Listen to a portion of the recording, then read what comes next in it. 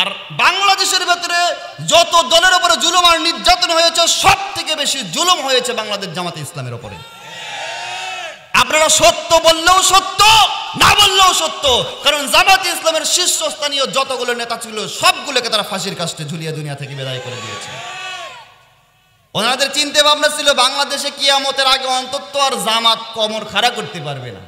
এখন তাকায় দেখো, গোটা দেশে বিএনপি আর জামাত দখল করে আছে, আওয়ামী লীগের কোনো চামচা বাংলাদেশে আর খুঁজেই পাওয়া যাচ্ছে না।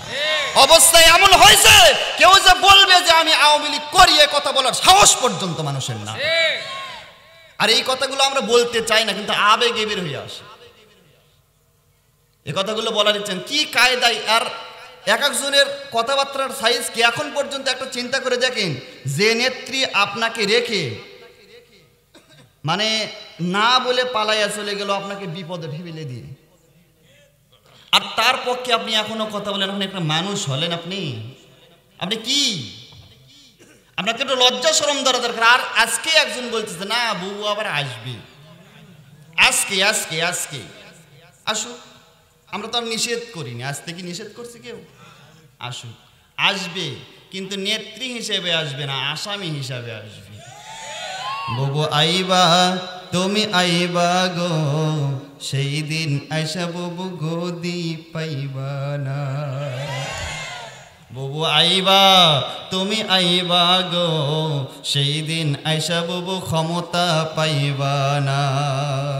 খোঁজ নেই বুবু কাদের কাকার, অবস্থা খারাপ দরবেশ বাবার, হাওন আঙ্কেল এখন সামনে আসে না।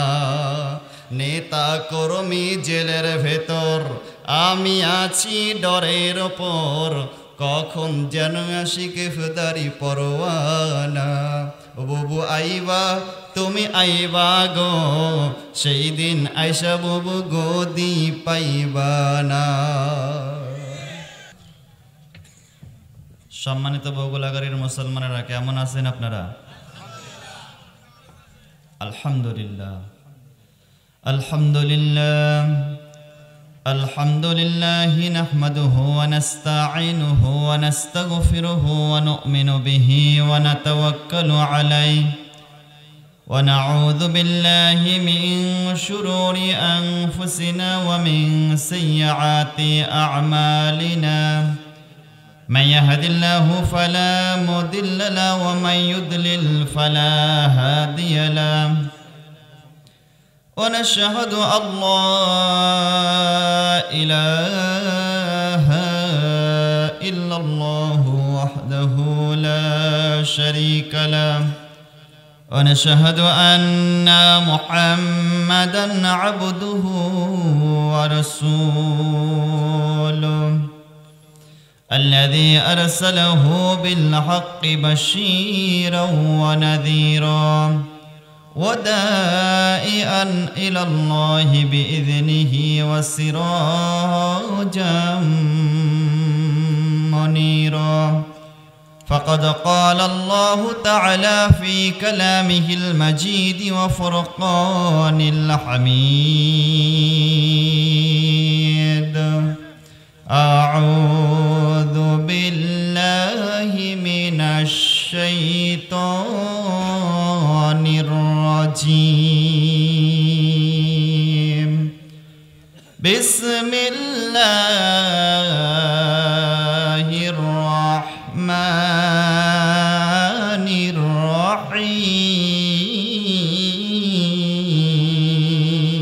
الرحيم. يا أيها الذين آمنوا ادخلوا في السلم كافة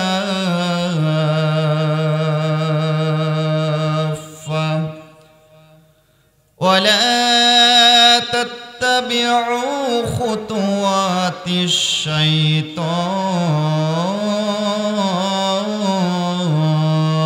الشيطان إنه لكم عدو مبين.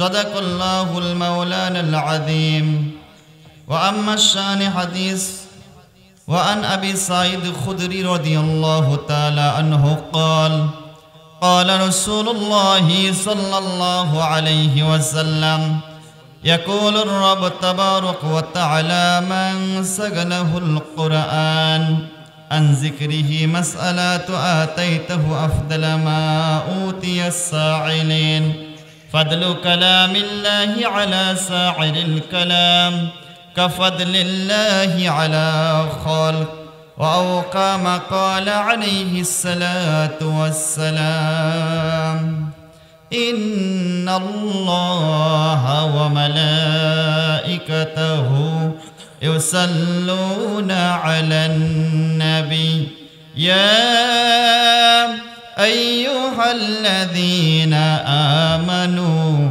صلوا عليه وسلموا تسليما সবাই আমার সাথে বলেন আল্লাহুম্মা সাল্লি আলা মুহাম্মাদ ওয়া আলা আলি মুহাম্মাদ কামা সাল্লাইতা আলা ইব্রাহিম ওয়া আলা আলি ইব্রাহিম ইন্নাকা হামিদুম মাজিদ اللهم بارك على محمد وعلى آل محمد كما باركت على إبراهيم وعلى آل إبراهيم إنك حميد مجيد لا إله إلا الله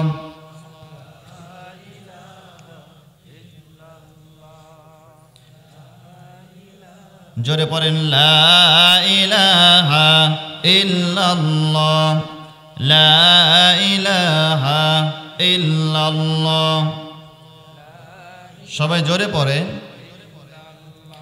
সুবহানাল্লাহ আলহামদুলিল্লাহ লা ইলাহা ইল্লাল্লাহ লা ইলাহা লা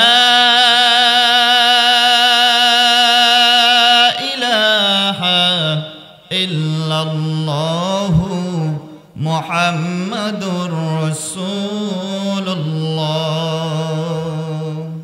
সবাই একসাথে এক বাক্যে পড়ছি সাল্লাল্লাহু আলাইহি ওয়াসাল্লাম বগুলাগাড়ি পশ্চিম পাড়া জামি মসজিদের উন্নয়ন কল্পে চতুর্থ বার্ষিকী বিরাট তাফসিরুল কোরআন মাহফিল ও ওয়াজ মাহফিল তারিখ আজকেই স্থান বগুলাগাড়ি পশ্চিম পাড়া জামি মসজিদ প্রাঙ্গণ আজকের মাহফিলের সম্মানিত সভাপতি সাহেব আল্লাহ পাক যাকে হাজার হাজার মানুষের ভেতর থেকে কোরআনের মাহফিলের সভাপতি হিসেবে কবুল করেছেন আমাদের সকলের শ্রদ্ধাভাজন জনাব মোহাম্মদ ইনামুল হক আহ্বায়ক দরবস্ত ইউনিয়ন বিএনপি ও যুগ্ম আহ্বায়ক গোবিন্দগঞ্জ থানা বিএনপি ও জেলা সদস্য গাইবান্ধা আল্লাহ পাক প্রিয় নেতাকে ইসলামের জন্য কবুল করুক আমরা সবাই বলি আমিন আজকের মাহফিলের সম্মানিত প্রধান অতিথি জনাব মোহাম্মদ জাহিদুল ইসলাম জাহিদ সাহেব বিশিষ্ট ব্যবসায়ী ও সভাসদ জয়পুরহাট বালুয়াহাট আল্লাহ পাক আজকের মাহফিলের সম্মানিত প্রধান অতিথিকে দুনিয়াতে যেরকম মর্যাদাবান করেছে আল্লাহ আখিরাতেও মর্যাদা দান করুক সবাই বলি আল্লাহুম্মা আমিন আমি দেখবো বসে জি জি জি দেন দেন তাড়াতাড়ি দেন তো আমাদের সম্মানিত প্রধান অতিথি সাহেব খুব সুন্দর কথা আমাদের মাঝে বললেন তাই না ভাই তিনি অসুস্থ আমরা তার জন্য দোয়া করছি আল্লাহ তাকে শরীর সুস্থতা এবং নেক হায়াতের তৈবা দান করুক সকলে বলুন আমিন সবাই জোরে বলেন আমিন তার মা বাবা কবরে চলে গেছে আল্লাহ তার মা বাবাকে ক্ষমা করে বাবা দুনিয়া থেকে বিদায় গ্রহণ করেছে মা দুনিয়াতে জীবিত আছে আল্লাহ তার বাবার কবরকে জান্নাতের টুকরা হিসেবে কবুল করুক সবাই বলেন আমিন তার মাকে আল্লাহ শরীর সুস্থতা এবং নেক হায়াতের তৈবা দান করুক আমরা বলি আমিন আজকের মাহফিলের বিশেষ অতিথি এবং আমন্ত্রিত অতিথি বিন্দু অনেকেই এখন সবার নাম তো আমি বলতে পারবো না আজকে আল্লাহ তাদেরকে কবুল করেছেন সবাইকে দুনিয়া এবং আখিরাতে আল্লাহ মর্যাদা দান করুক সবাই বলেন আল্লাহুম্মা আমিন সর্বপ্রথম শুকরিয়া আদায় করছি সেই মালিকের সেই স্রষ্টার সেই আল্লাহর যে আল্লাহ সুবহানাহু ওয়া তাআলা দয়া করে মেহেরবানি করে আমাদেরকে তার কোরআনুল কারীম থেকে কিছু কথা বলার এবং শোনার জন্য তার মাহফিলে কবুল করলেন। প্রশংসা পাওয়ার যোগ্য সে আল্লাহ, নাকি বলেন ভাই? কি কথা বলেন না কেন? সেজন্য আমরা সর্বপ্রথম আল্লাহর প্রশংসা করছি, সবাই পড়ছি আলহামদুলিল্লাহ। সবাই জোরে বলেন আলহামদুলিল্লাহ। এজন্যই শুকরিয়া বেশি বেশি করতে হবে। আল্লাহ বলছেন লা ইন শাকারতুম লা আযীদান্নাকুম, কেউ যদি নিয়ামত পেয়ে আমার শুকরিয়া আদায় করো, আমি আল্লাহ ওয়াদা দিলাম তোমাদেরকে নিয়ামত আরো বৃদ্ধি করে দেব। সুবহানাল্লাহ বলবেন না? এই যে আমরা কোরআন শোনার এত বড় একটা শ্রেষ্ঠ নিয়ামত আজকে পেয়েছি, এরকম কোরআন যদি আমরা শুনতে চাইতাম এখান থেকে নিয়ে মাত্র 6 মাস আগে, তাহলে কি এরকম একটা পরিবেশে আমরা পাইতাম? কি কথা বলেন না কেন? একটা মাহফিল বাস্তবায়ন করতে গিয়ে মাহফিল কমিটিকে এমন অনুমতির জন্য এত দৌড়াদৌড়ি করা লাগতো, অনেক সময় কমিটিবৃন্দদের পায়ের জুতার তলা পর্যন্ত ক্ষয় হয়ে শেষ হয়ে যেত, তারপরে অনুমতি মিলত না।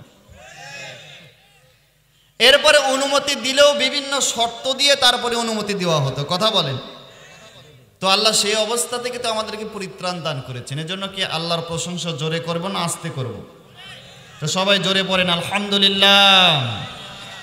দরুদ পড়ছি আমাদের বিশ্বনবী, বিশ্বনেতা সৈয়দুল মুরসালিন রহমাতাল লিল আলামিন খাতামান নাবিয়্যিন আশরাফুল আম্বিয়া, যে নবী এই কোরআনুল কারীমের আইন প্রতিষ্ঠিত করতে গিয়ে, কোরআনের কথা বলতে গিয়ে দীর্ঘ 23টা বছর রক্ত ঝরিয়েছিলেন, যে নবী এই কোরআনের কথা বলার অফরাতে তাকে দেশ থেকে বহিষ্কার করে দেওয়া হয়েছিল। বিশ্বনবী মক্কা থেকে মদিনাতে হিজরত করে চলে গিয়েছিলেন।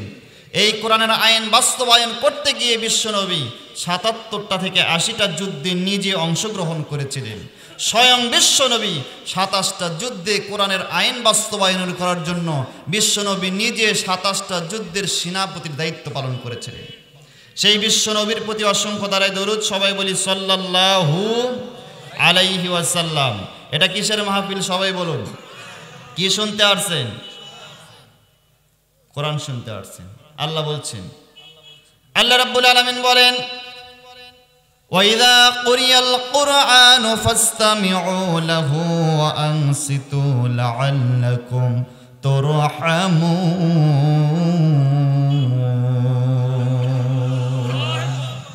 আল্লাহ বলেন وَإِذَا قُرِئَ الْقُرْآنُ, তোমাদের সামনে যখন কোরআন থেকে কথা বলা হয়, ফাসতামিউ লাহু, চুপচাপ বসে বসে কোরআন শুনতে থাকো। আল্লাহ বলেন যারা আমলের নিয়তে চুপচাপ বসে বসে কোরআন শুনবে, আমি আল্লাহ ওয়াদা দিলাম লাআল্লাকুম তুরহামুন, তাদের সবাইকে আমি আল্লাহ আমার রহমত দিয়ে পরিপূর্ণ করে দেব। আল্লাহ তাআলা বলেন কুল বিফাদলিল্লাহি ওয়া বিরহমাতিহি ফাবিযালিকা ফালইফরাহু হুয়া খায়রুম মিম্মা ইয়াজমাউন।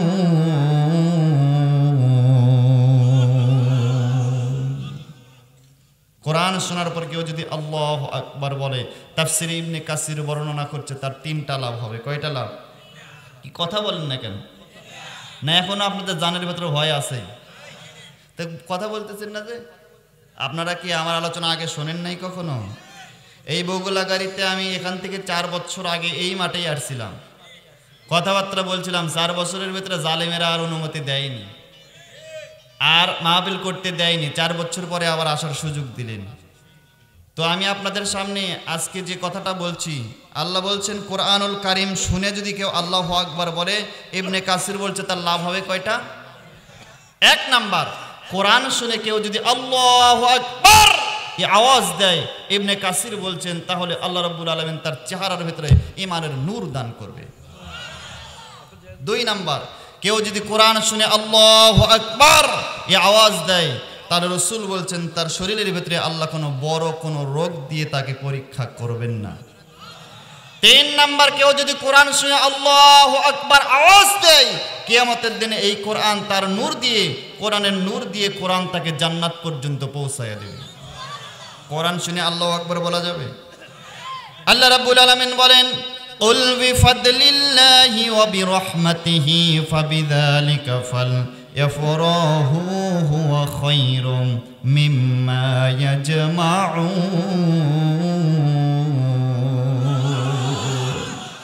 আমার আল্লাহ বলেন, হে নবী আপনি বলেন, বিফাদলিল্লাহি ওয়া বিরহমাতিহি, পৃথিবীর মানুষকে আমি আল্লাহ যত রহমত দান করেছি, যত করুণা দান করেছি, যত ফজল দান করেছি, যত রহমত দান করেছি, যে রহমতগুলো দেখা যায় এবং যায় না, অর্থাৎ প্রকাশ্যে এবং গোপনে যত রহমত আমি মানুষকে দান করেছি, তার ভেতরে সর্বশ্রেষ্ঠ রহমতের নাম আল কোরআন। সুতরাং ফাবিযালিকা ফালইফরাহু, আল্লাহ বলেন শ্রেষ্ঠ রহমত কোরআন দিয়ে আমি যেহেতু তোমাদেরকে ধন্য করেছি, সুতরাং ফাবিযালিকা ফালইফরাহু, তোমরা আনন্দ করো, ফুর্তি করো, মজা করো, তোমরা খুশি হও। কোরআন পেয়ে আপনারা খুশি না বেজার? এই তো মাত্র 3 দিন আগে আমাদের দেশটা 16ই ডিসেম্বরে স্বাধীন হয়েছিল। এই জন্য 16ই ডিসেম্বরকে আমরা কি বলি? তাও জানেন না? আরো আস্তে কন, আরো আস্তে কন।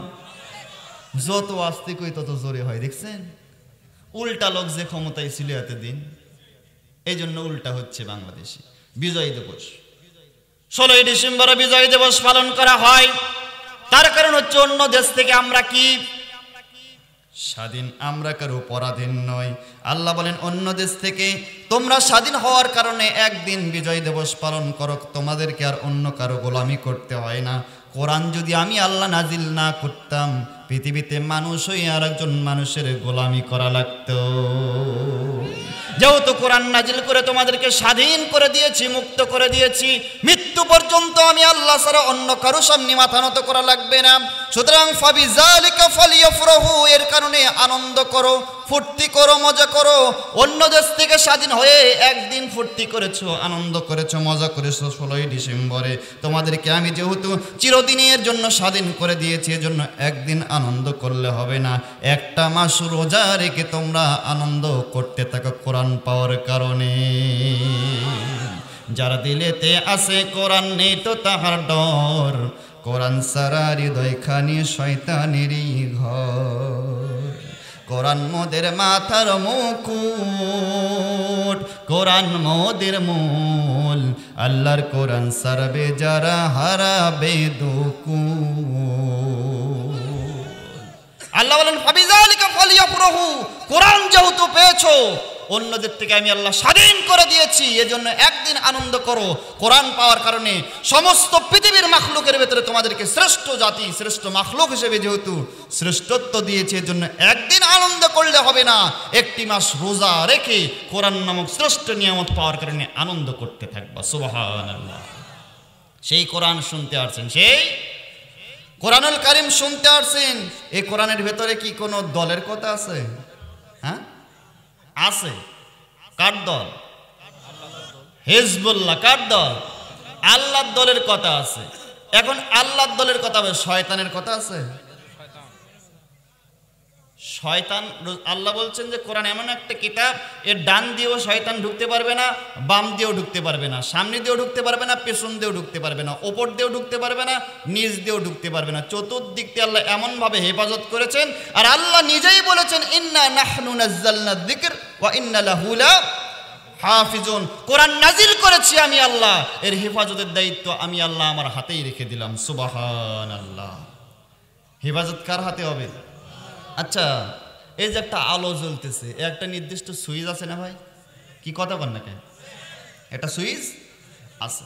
এখন আমি যদি বলি আমার ক্ষমতা খুব বেশি, এলাকায় সবাই আমাকে দেখে খুব ভয় করে, আমি এরকম মোটা শক্তিশালী, আমার ক্ষমতা খুব বেশি, ওই সুইচ টুইচ কোন জায়গায় আছে খোঁজার টাইম নাই, আমার কাছে একটা কিছু দাও, একটা চাকু দাও, চাকু দিয়ে তার কাটে দিয়ে লাইট নিবেব, এই চিন্তা করে যদি আমি মাতব্বরি করতে গিয়ে তার কাটে দিই, লাইট মরবে না আমি মরবো আগে?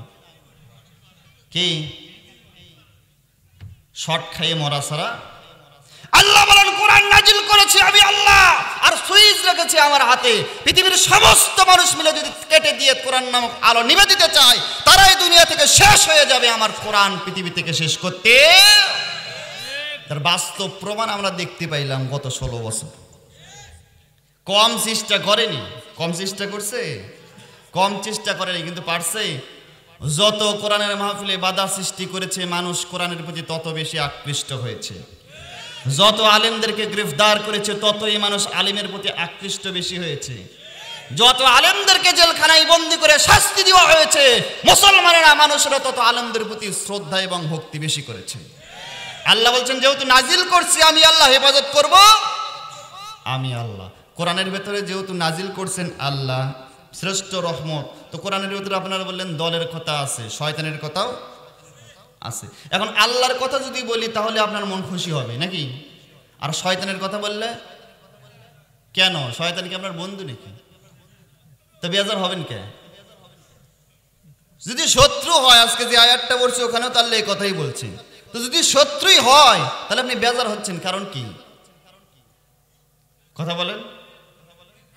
বেজার হব না কেউ। এখন রসুল সাল্লাল্লাহু আলাইহি সাল্লাম যখন এই কোরআনের কথা বলেছিল, রসুল তো কোরআন বলার সময় রসুল দেখেনি যে রসুলের সামনে এই আবু বকর সিদ্দিক বসে আছে না, ওমর বসে আছে না, ওসমান না আলী না আবু জাহেল, উতবা, সাইবা, মুগিরার গোষ্ঠী বসে আছে। এটা দেখে দেখে রসুল বক্তৃতা করছিল। রসুল সাল্লাল্লাহু আলাইহি সাল্লাম বসেছিলেন, রসুল কথা বলছিলেন, আর সাহাবীরা এবং কাফিররা কে বসেছিল এটা দেখে দেখে রসুল সাল্লাল্লাহু আলাইহি সাল্লাম কখনো কথা বলেন নাই। সুতরাং রসুলের পথের ধারক বাহক যারা হবে তাদের সামনে আওয়ামী লীগ বসে আছে না, বিএনপি না, জামাত না, তাবলিগ না, হাবলিগ না, কোন যন্ত্র কে বসে আছে ওটা দেখে দেখার কোনো দরকার নাই। কোরআনের কথা চলছে, কোরআনের কথাই চলবে ইনশাআল্লাহ। তবে হ্যাঁ, কোনো গরম আলোচনা হবে না, কারণ গরম আলোচনার আর দরকার নাই। যাদের জন্য গরম করা দরকার তারা এখন নাই তো দেশে, তো গরম করে লাভটা কি?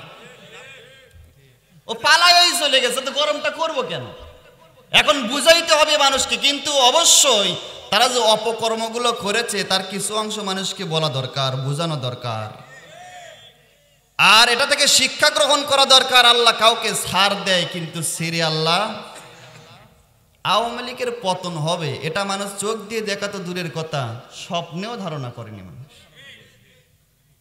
এটা কেউ কোনো দিন ধারণাই করেনি যে অবস্থা এরকম হবে। আর শেখ হাসিনা ওই চিন্তা ভাবনা করছিল যতদিন পর্যন্ত বেঁচে থাকবো আর বাংলাদেশে অন্য কেউ কোমর খাড়া করে দাঁড়াইতে পারবে না, কারণ বিএনপিকে যে মামলা দেওয়া দিয়েছি আর যে কায়দায় এক একজনকে জেলে তুলছি, বিএনপি আর কিয়ামতের আগে কোমর খাড়া করতেই পারবে না, এটা তাদের একেবারে দৃঢ় বিশ্বাস হয়ে গিয়েছিল। এখন তাকায়া দেখেন তো আওয়ামী লীগ বেশি না চতুর্দিকে বিএনপি ঘিরে ফেলাইছে কি? আর বাংলাদেশের ভেতরে যত দলের উপরে জুলুম আর নির্যাতন হয়েছে সব থেকে বেশি জুলুম হয়েছে বাংলাদেশ জামাতে ইসলামের উপরে। আপনারা সত্য বললেও সত্য, না বললেও সত্য, কারণ জামাতে ইসলামের শীর্ষস্থানীয় যতগুলো নেতা ছিল সবগুলোকে তারা ফাঁসির কাস্টে ঝুলিয়ে দুনিয়া থেকে বিদায় করে দিয়েছে। ওনাদের চিন্তা ভাবনা ছিল বাংলাদেশে কিয়ামতের আগে অন্তত আর জামাত কোমর খাড়া করতে পারবে না। এখন তাকায় দেখো গোটা দেশে বিএনপি আর জামাত দখল করে আছে, আওয়ামী লীগের কোনো চামচা বাংলাদেশে আর খুঁজেই পাওয়া যাচ্ছে না। অবস্থায় এমন হয়েছে কেউ যে বলবে যে আমি আওয়ামী লীগ করি এ কথা বলার সাহস পর্যন্ত মানুষের না। আর এই কথাগুলো আমরা বলতে চাই না, কিন্তু আবেগে বের হয়ে আসে। এই কথাগুলো বলার ইচ্ছেন কি কায়দায়, আর এক একজনের কথাবার্তার সাইজ কি এখন পর্যন্ত একটা চিন্তা করে দেখেন, যে নেত্রী আপনাকে রেখে মানে না বলে পালাইয়া চলে গেল আপনাকে বিপদে ফেলে দিয়ে, আর তার পক্ষে আপনি এখনো কথা বলেন। আপনি একটা মানুষ হলেন, আপনি কি? আপনাকে একটু লজ্জা শরম ধরা দরকার। আর আজকে একজন বলতেছে না বউ আবার আসবে, আজকে আজকে আজকে আসুক, আমরা তো আর নিষেধ করিনি, আজ থেকে নিষেধ করছি কেউ? আসুক, আসবে, কিন্তু নেত্রী হিসেবে আসবে না, আসামি হিসাবে আসবে। বউ আইবা তুমি আইবা গো, সেই দিন আইসা বউ গদি পাইবা না। বউ আইবা তুমি আইবা গো, সেই দিন আইসা বউ ক্ষমতা পাইবা না। খোঁজ নেই বউ কাদের কাকার, অবস্থা খারাপ দরবেশ বাবার, হাওন আঙ্কেল এখন সামনেও আসে না। নেতা কর্মী জেলের ভেতর, আমি আছি ডরের ওপর, কখন যেন আসি গ্রেফতারি পরোয়ানা। ববু আইবা তুমি আইবা গো, সেই দিন আইসা ববু গদি পাইবা না। ওই লোকটাই বলতেছে যে বুবু আসবে এবং বুবুকে দেশের লোক আবার ক্ষমা করে দিবে। আজকে আচ্ছা, একে যদি ক্ষমা করে দেওয়া হয় শয়তানও তো রাগ করবে, শয়তান পর্যন্ত রাগ করবে একে ক্ষমা করে দিলে। কারণ এই একটা মহিলার কারণে বাংলাদেশে গত 15 বছরে 3 লাখের অধিক মানুষ ইন্তেকাল করতে হয়েছে। 3 লাখের উপরে মানুষ হত্যা করে যে ব্যক্তি পালিয়ে গিয়েছে, সে আসলে মানুষ খুশি হওয়া তো দূরের কথা, শয়তান পর্যন্ত রাগ করবে। ওনারই কারণে তো অসংখ্য আলিমেরা জেলখানায় বন্দি ধুকে ধুকে মরছে। ওনারই কারণে তো হেফাজতের অসংখ্য আলিমেরা ওই 5ই মে ঢাকার ওই শাপলা চত্বর রক্ত দিয়ে শাহাদাত বরণ করেছিল। ওনারই কারণে তো অসংখ্য আলিমেরা জেলখানায় বন্দি হয়ে তাদের জীবনটা শেষ হয়ে গিয়েছে। ওনারই কারণে ওই পিলখানার হত্যা হয়েছিল। যতগুলো যেদিন বিডিআর হত্যা হয়েছিল তার প্রধান আসামি হচ্ছে শেখ হাসিনা। আর আমরা দেখতে পেলাম 158টার উপরে মামলা হয়েছে হাসিনার নামে। যদি বিচার হয়, এক সাংবাদিকে বলল যে 800 বার কমসে কম ফাঁসি দেওয়া লাগবে। হাসিনার বিচার হলে কমসে কম ফাঁসি হবে কয়বার? সেই লোক আসে কে গো? 800 বার যদি এক লোক ফাঁসি দেওয়া লাগে, সেই লোক আসে? আর তো বিডিআর হত্যা হয়েছে তার কারণে, অসংখ্য আলেম গুম হত্যা হয়েছে তার কারণে, বিশ্বরঞ্জিত মুফাসসির আল্লামা সাঈদী 13টা বছর জেলখানায় বন্দী হয়েছে, যার অধীনে তিনি হচ্ছে ওই খুনি হাসিনা। জোরে বলেন ঠিক না ব্যাঠি? সুতরাং সে আবার আসবে। বাংলাদেশের মুসলমানের শরীরে এক বিন্দু রক্ত থাকতে হাসিনাকে আর বাংলাদেশে আসতে দেওয়া হবে না, কোনোভাবেই আসতে পারবে না। যদি আসে, ওরা লাশ আসলেও মানুষ মাটির সাথে মিশাইয়া দিবে, বাংলাদেশে অস্তিত্ব থাকবে না। আর এই কথাগুলো বললে পারেই মনে করে রাজনীতি শুরু হয়েছে। এরা রাজনীতি না, সত্য কথা বলেন। কোরআনে তো সব আছে, আপনারাই বলছেন দলের কথা আছে। এইরকম জুলুম আর নির্যাতন করেছে যারা, তাদের পক্ষে এখনো মানুষ, কিছু মুসলমান টুপি আছে, দাড়ি আছে, জুব্বা আছে, এখনো আজকে ভ্যালভ্যাল করে বলতেছে বুবু আবার আসবে। আচ্ছা আসুক, খারাপ লাগতেছে। তাহলে এই কোরআনে কি আছে? সব আছে। কোরআনটা ঠিক এমন একটা কিতাব, এটা একটা মৌচাকের মতন। কিসের মতন? একটা মৌমাছির যে চাক দেখছেন আপনারা, একটা গাছের ডালে যদি একটা মৌচাক থাকে, কতগুলো মৌমাছি থাকে সেখানে হিসেব ছাড়া। কিন্তু প্রধান মাছি, রানী মাছি কয়জন থাকে? একজন থাকে। কোরআনুল কারীম হচ্ছে মুসলমানদের জন্য রানী মাছির মতন একটা কিতাব। এখন রাস্তার সাইডে একটা মৌচাক, রাস্তা দিয়ে যাচ্ছিল এক বখাটে ছেলে। এখন মৌচাক দেখে মাটির থেকে একটা ঢেল নিয়ে মারে দিছে জায়গা মতো। ওই মৌচাকে যতগুলো মাছি ছিল, তারা কি চুপচাপ বসে বসে সুবহানাল্লাহ সুবহানাল্লাহ জিকির করবে নাকি? কি করবে কোন? হ্যাঁ, ওই মৌমাছিরা কি ওই রানী মৌমাছির কাছে অনুমতি নেবে যে নেতা ধরবো না ছাড়বো? এটা অনুমতি নেবে? অনুমতি নেওয়ার পর্যন্ত সময় পাবে না। বরং যেই না আক্রমণ হবে, সাথে সাথে সমস্ত মৌমাছিরা একযোগ হয়ে শয়তানকে এমন ভাবে ধরবে, ও যদি পানির নিচে ডুবে থাকে মৌমাছির উপরে এরকম উঠতে থাকবে, যতক্ষণ না উঠবে ততক্ষণ মৌমাছি ওই জায়গায় থাকবে। কোরআনুল কারীম হচ্ছে মুসলমানদের জন্য ঠিক এমন একটা কিতাব, এটা মুসলমানদের কলিজা, মুসলমানদের রূহ। মৌমাছির চাকে কেউ ঢাল দিলে সে যেমন পৃথিবীতে সুস্থ থাকতে পারে না, কোরআনের উপরে আঘাত করলে সেই মানুষ কিয়ামত পর্যন্ত কোনোদিন সুস্থ থাকতে পারবে না। কথা কি ক্লিয়ার? এবার আসেন, যে আয়াতটা তেলাওয়াত করছে সূরাতুল বাকারা 208 নম্বর আয়াত। কয় নম্বর আয়াত? আল্লাহ বলেন, ইয়া আইয়ুহাল্লাযীনা আমানু দুখুলু ফিস-সিলমি কাফা। আল্লাহ বলেন, হে ঈমানদাররা, তোমরা সবাই পরিপূর্ণভাবে 16 আনা ইসলামের ভিতরে প্রবেশ করো। জোরে বলেন সুবহানাল্লাহ। কাদেরকে আল্লাহ বললেন? ঈমানদারদেরকে বললেন 16 আনা ঈমানদার হও। তার মানে শুধুমাত্র মুখে দাঁড়িয়ে থাকলে, গায়ে জুব্বা থাকলে সে ঈমানদার হইতে গেলে 16 আনা সব কিছুর সামনে সারেন্ডার করতে হয়। সব কিছু যখন আল্লাহর সামনে আপনি সারেন্ডার করবেন, তখন আপনি হবেন মুসলমান। আপনি হবেন মুসলমান। আল্লাহ পাক কোরআনুল কারীমের সূরা বাকারার একটা আয়াতে কথাটা স্পষ্ট করে আল্লাহ বলে দিচ্ছেন, আফাতুমিনুনা বিবাদিল কিতাবি ওয়া তাকফুরুনা বিবাদ ফামা জাযাউ মান ইয়াফআল যালিকা মিনকুম ইল্লা খিযউন ফিল হায়াতিদ দুনিয়া ওয়া ইয়াওমাল কিয়ামাতি ইউরাদ্দুনা ইলা আশাদ্দিল আযাব।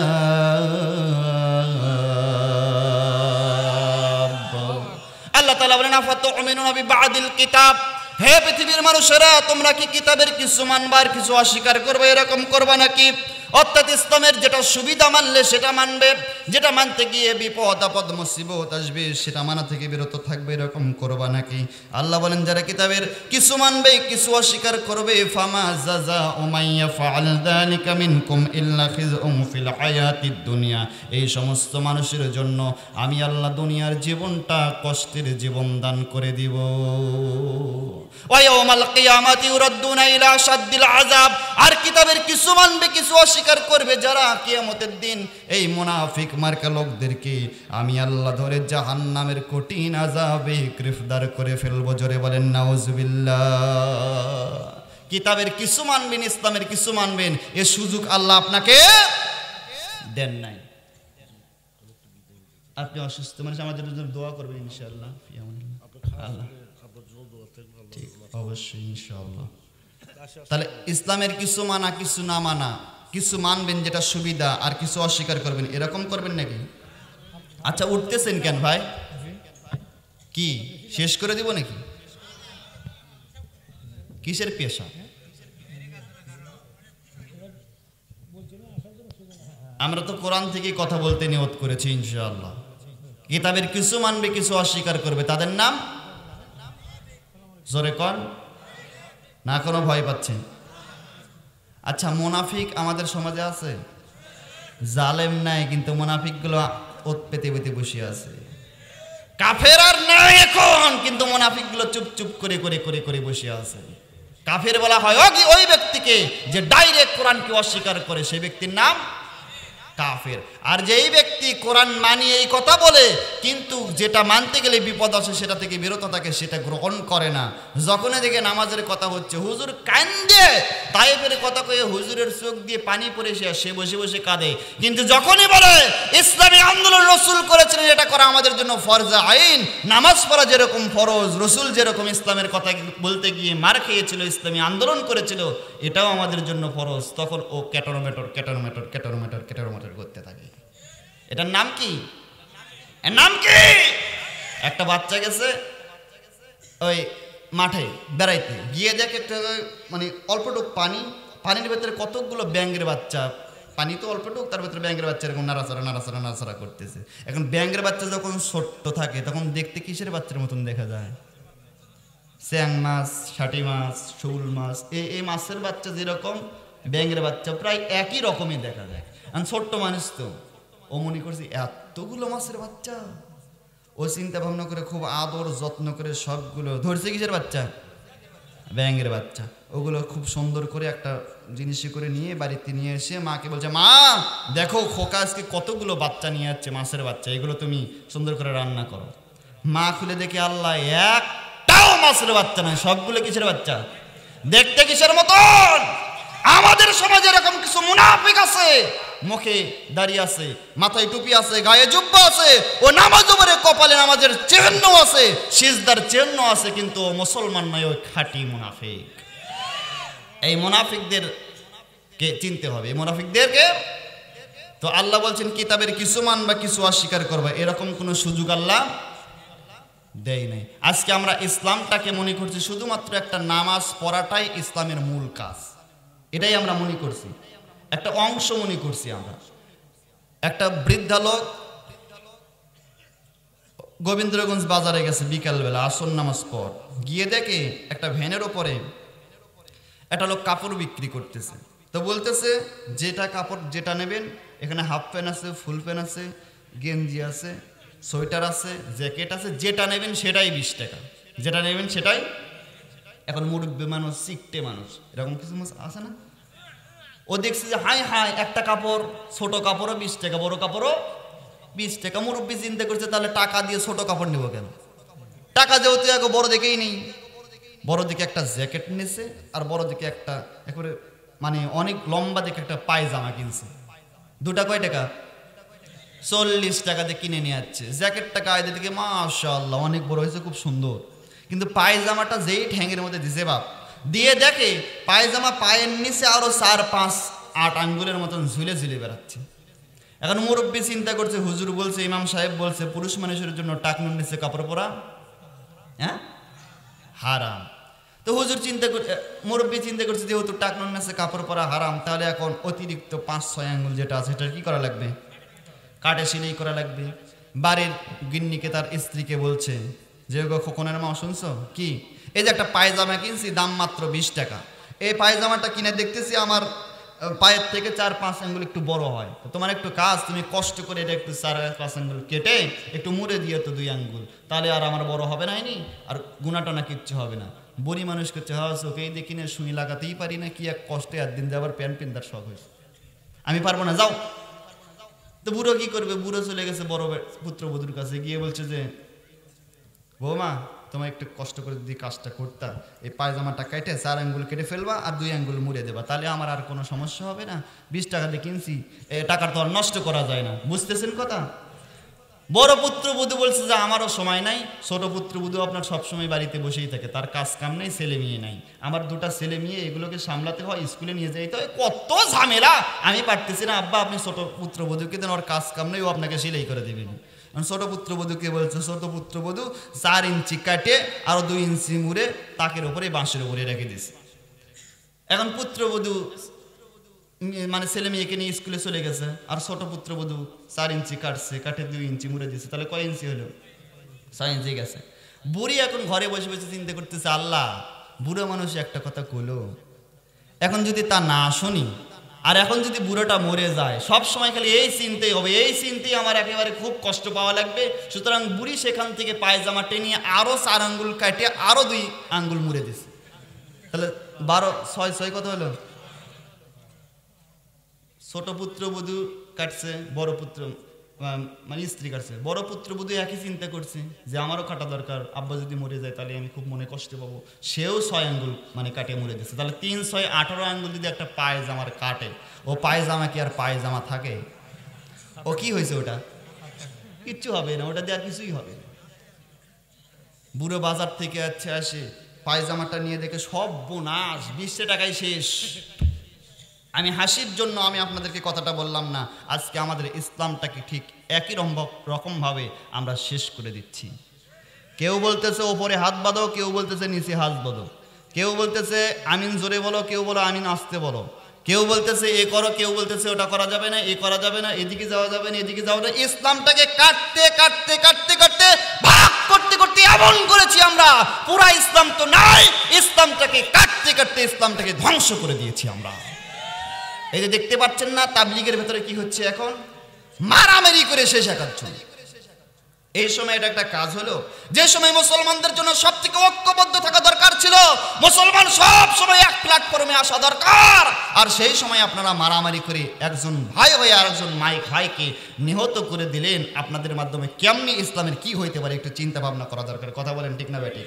সুতরাং ইসলামটাকে কমপ্লিট ভাবে পরিপূর্ণভাবে মানতে হবে। কিভাবে মানতে হবে? আল্লাহ বলেন পরিপূর্ণভাবে ইসলামের ভেতরে প্রবেশ করো, যদি ইসলাম ভালো না লাগে তাহলে বের হয়ে চলে যাইতে পারো। সূরা রহমান আল্লাহ 33 নম্বর আয়াতে স্পষ্ট করে আল্লাহ বলছেন, ইয়া মা'শারাল জিন্নি ওয়াল ইনস ইন ইসতাতা'তুম আন তানফুযু মিন আকতারিস সামাওয়াতি ওয়াল আরদ ফানফুযু লা তানফুযুনা ইল্লা বিসুলতান।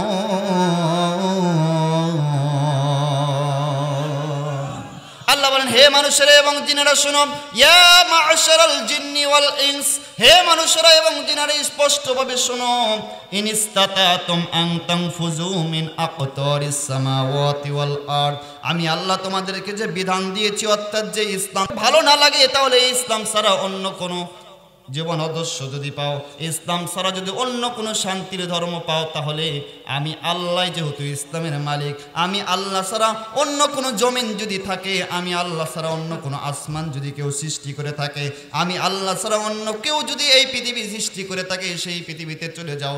আমার সৃষ্টি করা আসমানের নিচে থেকে, আমার সৃষ্টি করা জমিনের উপরে থেকে, আমার দেওয়া অক্সিজেন নিয়ে ইসলাম থেকে সরে গেলে, ইসলামের ভিতরে কিছু মানবা কিছু মানবা না, আমি আল্লাহ গ্রহণ করব না। আল্লাহ বলেন পরিপূর্ণভাবে ইসলামের ভিতরে প্রবেশ করা লাগবে, সোলানা ইসলামের ভিতরে প্রবেশ করা লাগবে, আংশিক নগত্রের কোনো সুযোগ নাই, কারণ এই পৃথিবীতে আমরা কেউ চিরস্থায়ীভাবে থাকতে পারবো না, এই পৃথিবী থেকে আমাদের সবাইকে বিদায় গ্রহণ করতে হবে। আর যেদিন আমরা পৃথিবী থেকে বিদায় গ্রহণ করব, এই ইসলাম পরিপূর্ণ না মানলে আমাদেরকে বিপদে পড়তে হবে। জোরে বলেন ঠিক না বেঠিক? এই জন্য আল্লাহ বলছেন ওয়ালা তামুতুন্না ইল্লা ওয়া আনতুম মুসলিমুন, পরিপূর্ণভাবে মুসলমান হও, 16 আনা মুসলমান হও। এখন 16 আনা মুসলমান আপনি কেমনি হবেন? 16 আনা মুসলমান হইতে গেলে 16 আনা ইসলাম মানতে হবে। কিছু মানবা কিছু মানবে না, এরকম সুযোগ আল্লাহ দেয়নি। কারণ আমাদেরকে মরার পর আবার সব কিছুর হিসাব দিতে আল্লাহ তাআলা বলেন তোমাদের সব কিছু হিসাব নেওয়ার জন্য দুজন ফেরেশতা সৃষ্টি করছি। সূরা ইনফিতার আল্লাহ বলেন ওয়া ইন্না আলাইকুম লাহাফিদিন কিরামান কাতিবিনা ইয়ালামুনা মা তাফআলুন।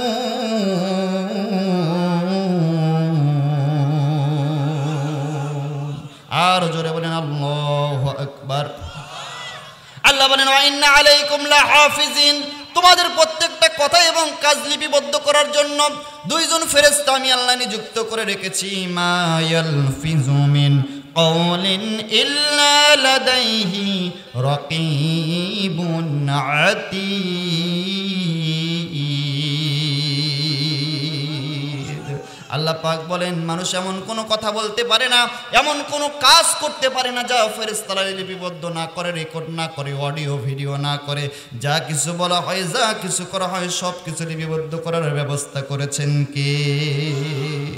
এমনকি সূরা মুজাদালার 7 নম্বর আয়াতে আল্লাহ কথাটা আরো স্পষ্ট করে বলছেন। আল্লাহ বলেন মা ইয়াকুনু মিন নাজওয়া সালাসাতিন ইল্লা হুয়া রাবিউহুম ওয়ালা খামসাতিন ইল্লা হুয়া সাদিসুহুম ওয়ালা আদনা মিন যালিকা ওয়ালা আকসারা ইল্লা হুয়া মাআহুম আইনামা কানু। আল্লাহ বলেন যেখানে তোমরা দুইজনে মিলে বসে বসে কোনো একটা গোপনে পরামর্শ করতে থাকো, তিনজনে মিলে কোনো একটা গোপন পরামর্শ করতে থাকো, কারে ধরবা, কারে মারবা, কারে মামলা দেবা, কারে নির্যাতন করবা, কারে জুলুম করবা, কার ক্ষতি করবা, তিনজনে মিলে বসে বসে কোনো গোপন পরামর্শ যে জায়গায় করো, ওই জায়গায় শুধু তিনজন থাকো না, ওই জায়গায় চতুর্থ একজন সত্তা উপস্থিত থাকেন, তার নাম কি বলে? আল্লাহ বলেন আমি আল্লাহ আমার ক্ষমতা সে জায়গায় থাকে। 3 জন হলে 4 নম্বরে আমি আল্লাহ থাকি, 4 জন হলে 5 নম্বরে আমি আল্লাহ থাকি, 5 জন হলে 6 নম্বরে আমি আল্লাহ, আমার ক্ষমতা সে জায়গায় থাকে। আল্লাহ বলেন ওয়ালা আদনা মিন যালিকা ওয়ালা আকসারা ইল্লা হুয়া মাআহুম আইনামা কানু।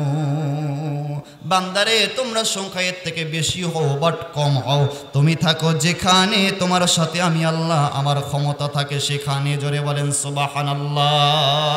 তাই আল্লাহ বলেন ইয়া আইয়ুহাল্লাযিনা আমানু দুখুলু ফিস সিলমি কাফা, পরিপূর্ণভাবে ইসলামের ভিতরে ঢোকো। আমরা যে কাজটা করছি লিপিবদ্ধ হচ্ছে, এই লিপিবদ্ধ করা কিতাবটা কিয়ামতের দিন সকলের হাতে আল্লাহ ধরাইয়া দেবে কি দিবে না? সকলকে কিয়ামতে উঠতে হবে কি হবে না? এই বিচার নয়, এ জীবন নয়, আসল জীবন হলো সেই কিয়ামতের আখেরাতের জীবন। জোরে বলেন ঠিক না বেটি? এই দুনিয়ায় বিচার হইলে তাই তো বাঁচা যায় না, তাই হচ্ছে না এখন। দুনিয়ার বিচার হলেই যে অবস্থা, কোথায় লুকিয়ে থাকে? আল্লামা সাঈদীর ওই কথা বারবার আমাদের মনে পড়ে। বড় হুজুর বলেছিলেন মানুষের উপরে জুলুম করো না, আলেমদের উপরে জুলুম আর নির্যাতন চালায়ও না। এভাবে জুলুম চালিয়ে থাকলে সময় আসবে এমন বলছিল। কিসের গর্ত খুঁজে পাবা না পাইছে, খুঁজে পাইছে। তিনি যে আল্লাহর ওলি ছিলেন এতে কোনো সন্দেহ। আর যারা আল্লাহর ওলি হয় তারা দুনিয়া থেকে আধ্যাত্মিক জগতের অনেক কিছুই টের পায়। তিনি যতগুলো কথা বলেছেন প্রত্যেকটা কথা বাংলার মানুষ হারে হারে টের পেয়েছে। কথা বলেন ঠিক কিনা? তিনি বলেছিলেন মুসলমানদের বিরুদ্ধে যাইও না, আমাদেরকে মৌলবাদী বলে আমাদেরকে অসন্তুষ্ট করতে পারবা না। মনে আছে কথা? আমাদেরকে মৌলবাদী বলে অসন্তুষ্ট করতে পারবা না, কারণ মৌলবাদী শব্দটা আসছে মূল থেকে। মূলে আমরা 12 কোটি সবাই বসে আছি। আর যারা আমাদেরকে মৌলবাদী বলো, থাকো গাছের আগাই থাকো। এখান থেকে নিয়ে কতদিন আগে বড় হুজুর কথাটা বলেছিলেন দেখছেন? থাকো গাছের আগায় থাকো, 16 কোটি মিলে আস্ত করে গোড়াটা নাড়া দেবে, বাংলার জমিনে জায়গা হবে না। কোথায় গিয়ে পড়বা? হাসিনা কোন জায়গায় গিয়ে পড়ছে? খাপের খাপ এইরকম ভাবে যে মিলবে এটা মানুষ ধারণাও করেনি। কে বাবা, বাংলাদেশে পৃথিবীতে কত জায়গা আছে? 228টা রাষ্ট্র আছে সারা পৃথিবীতে, আর কত শত শত হাজার হাজার জায়গা আছে। সব জায়গা বাদ দিয়ে দিল্লিতে যাওয়া লাগবে তো? আল্লাহ বলেন আমার আলেমকে অপমান করেছিল, আলেম যতগুলো কথা বলেছে প্রত্যেকটা কথা হারে হারে কবুল হবে, বাংলা মানুষ তা তাকায়া তাকায়া দেখবে। বড় হুজুর আরো অনেকগুলো কথাই বলেছিলেন, প্রত্যেকটা কথা বাংলাদেশের মানুষ হারে হারে টের পেয়েছে। কথা বলেন ঠিক না বেটি? সুতরাং ইসলামের বিরুদ্ধে অবস্থান নিয়ে দুনিয়াতেও শান্তি পাওয়া যায় না, আখিরাতেও শান্তি পাওয়া, এই দুনিয়ার বিচারে মুক্তি পাওয়া যাচ্ছে না। কি অবস্থা হচ্ছে আজকে তাদের অবস্থা। আমাদের গ্রামের এক লোক ওই দল করতেন। কোন দল? ওই দল করতেন।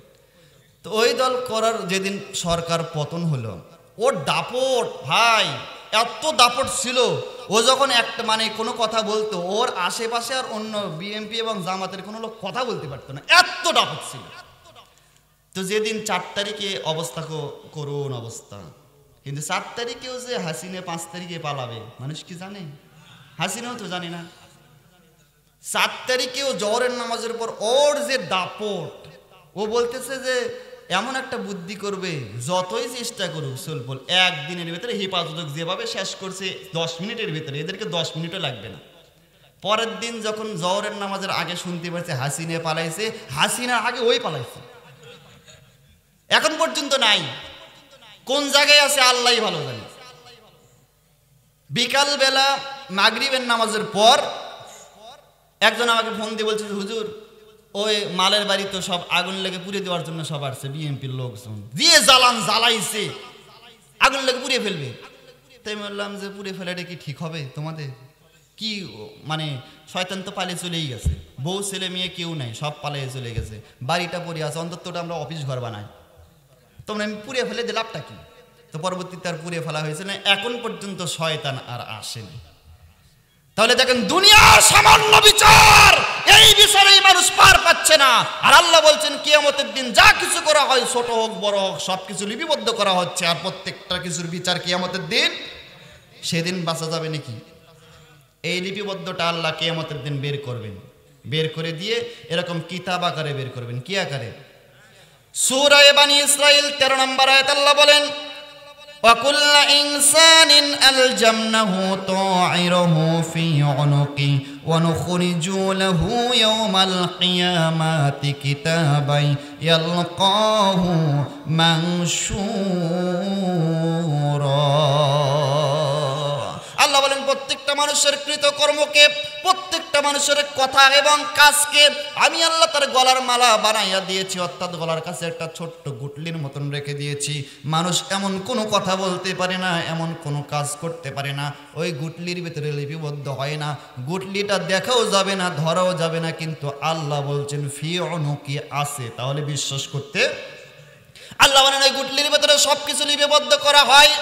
এটা লিপিবদ্ধটা কিয়ামতের দিন কিতাব আকারে বের করে দিব, দিয়ে বান্দার হাতে দিয়ে আল্লাহ বলবো ইকরা কিতাবাকা কাফা বিনাফসিকাল ইয়াওমা আলাইকা হাসিবা। আল্লাহ বলেন সেই কিতাবটা কিয়ামতের দিন বান্দার হাতে আমি আল্লাহ দিয়ে বলবো ইকরা কিতাবাকা, তোমার আমলনামার কিতাব পড়ো, কাফা বিনাফসিকাল ইয়াওমা আলাইকা হাসিবা। আজকে হাশরের ময়দানে হিসাব দেওয়ার জন্য, তোমার হিসাব তুমি দেওয়ার জন্য তুমি যথেষ্ট, অন্য কোনো মানুষের দরকার হবে না। জোরে বলেন সুবহানাল্লাহ। সেই হাশরের ময়দানে কিয়ামতের মাঠে যারা ইসলাম পরিপূর্ণভাবে না মানবো তাদেরকে অবশ্যই ধরা পড়তে হবে। আল্লাহ বলেন সেদিন প্রত্যেকটা মানুষের কৃতকর্ম, কথাবার্তা, কাজ।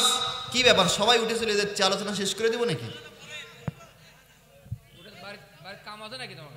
আচ্ছা কি ব্যাপার কি আমি বুঝতে পারতেছি না ব্যাপারটা। সবাই আগাইয়া বসেন তো ভাই, আগাইয়া বসেন সবাই, একটু জিকির করেন আগাই। আর একটা লোককে উঠতে দিবেন না, সবাই আগাইয়া বসেন। লা ইলাহা, আমার ভাই বসেন, মুরব্বি বসেন, মুরব্বি বসেন। এই ভাই আগায় আসেন, সবাই আগায় আসেন, জোরে আসেন, তাড়াতাড়ি আসেন, আগায় বসেন। যে যাবে, যারা যাওয়ার তারা চলে গেছে, কি বলেন? যারা যাওয়ার তারা চলে গেছে। এখন পর্যন্ত আমরা যা আছি আমরা তো আর উঠবো না ইনশাআল্লাহ। এই কোরআন রেখে যারা চলে যাবে কিয়ামতের দিন কোরআন তাদের বিরুদ্ধে অবস্থান নেবে।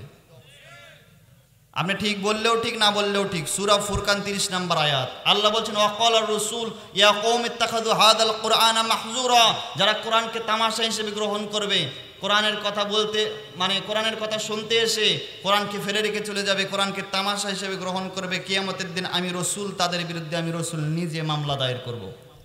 যারা কোরআনকে অপমান করে চলে যাচ্ছেন কিয়ামতের দিন আপনি রাসূলের মামলার আসামি হবেন। সূরা ফুরকান 30 নম্বর আয়াত। এখন আপনি যদি রাসূলের মামলার আসামি হন, নামাজ দিয়ে পার পাওয়া যাবে? হ্যাঁ, কেন? আপনি তো নামাজ পড়ছেন, পার পাওয়া যাবে না। সুতরাং কোরআনকে আমরা কেউ অপমান হইতে দেব না ইনশাআল্লাহ। ইসলাম কিভাবে মানতে হবে? জোরে বলেন। 16 আনা। কত আনা? কেউ যদি 15 আনা মানে তাহলে হবে? 15 আনা মানলেও 16 আনা ইসলামের ভেতরে প্রবেশ করতে হবে। আল্লাহ বলেন কিয়ামতের দিন ওই আমলনামার কিতাব যেটা তোমাদেরকে দুনিয়াতে তৈরি করেছিল, যা আমল করছো কোনো কমতি করা হবে না। ফামাইয়া আমাল মিসকালা যাররাতিন খায়রান ইয়ারা ওয়া মাইয়া আমাল মিসকালা যাররাতিন শাররান, যাররা পরিমাণ ভালো কাজ করলে সেটাও আমলনামার কিতাবে উপস্থিত থাকবে, যাররা পরিমাণ খারাপ কাজ করলেও সেটাও আমলনামার কিতাবে উপস্থিত থাকবে। সবাইকে উপস্থিত করা হবে। আদম আলাইহিস সালাম থেকে নিয়ে এই পর্যন্ত, এখান থেকে নিয়ে কিয়ামত পর্যন্ত সমস্ত মানুষকে তো একবারেই বিচারের মাঠে উপস্থিত করা হবে নাকি? না ভিন্ন ভিন্ন করে ওঠানো হবে? একবারেই। আল্লাহ বলেন আমি সারিউল হিসাব, দ্রুত হিসাব নিতে আমি আল্লাহ সক্ষম। জোরে কোন সুবহানাল্লাহ। সমস্ত মানুষকে আল্লাহ একত্রিত করার পর সেই হাসরের ময়দানে আল্লাহ পাক সমস্ত মানুষদের ভেতরে দল করবেন 3টা। সবাই বলেন কয়টা? 3টা দলের নাম কি? আওয়ামী লীগ, বিএনপি, জামাত নাকি? এরকম 3টা দল আল্লাহ করবেন না। আল্লাহ বলেন 3টা দলে বিভক্ত হবে মানুষ। ইসরাফিলের সিংহায় ফুৎকার দেওয়ার পর হাসরের মাঠে যখন মানুষ একত্রিত হবে, সমস্ত মানুষ একত্রিত হওয়ার পর মানুষ 3টা দলে বিভক্ত হবে। 1 নম্বর দল হলো বিনা হিসাবে জান্নাতি দল, 2 নম্বর দল হলো বিনা হিসাবে জাহান্নামী দল, 3 নম্বর দল হলো যাদের জন্য মুনাফিকি যারা করেছিল, যারা বিনা হিসেবে জান্নাতে গেছে তারা হলো পরিপূর্ণ মুসলমান, ওরা খাঁটি মুসলমান, এরা বিনা হিসাবে জান্নাতি। আর যারা বিনা হিসাবে জাহান্নামী তারা ইসলাম গ্রহণ করেননি, তারা বিধর্মী। বিধর্মীদের কোনো হিসাব হবে না, বিনা হিসাবে কোথায় যাবে? আর যারা টুপি পরে, জুব্বা পরে, মুখে দাড়ি দিয়ে ইসলামের নাম ধরে মুনাফিকি করেছিল, আল্লাহ বলেন তাদেরই কঠিন বিচার, হাসরের মাঠে বিচারটা কঠিন হবে। কাফেরের চাইতেও মুনাফিক খারাপ না ভালো?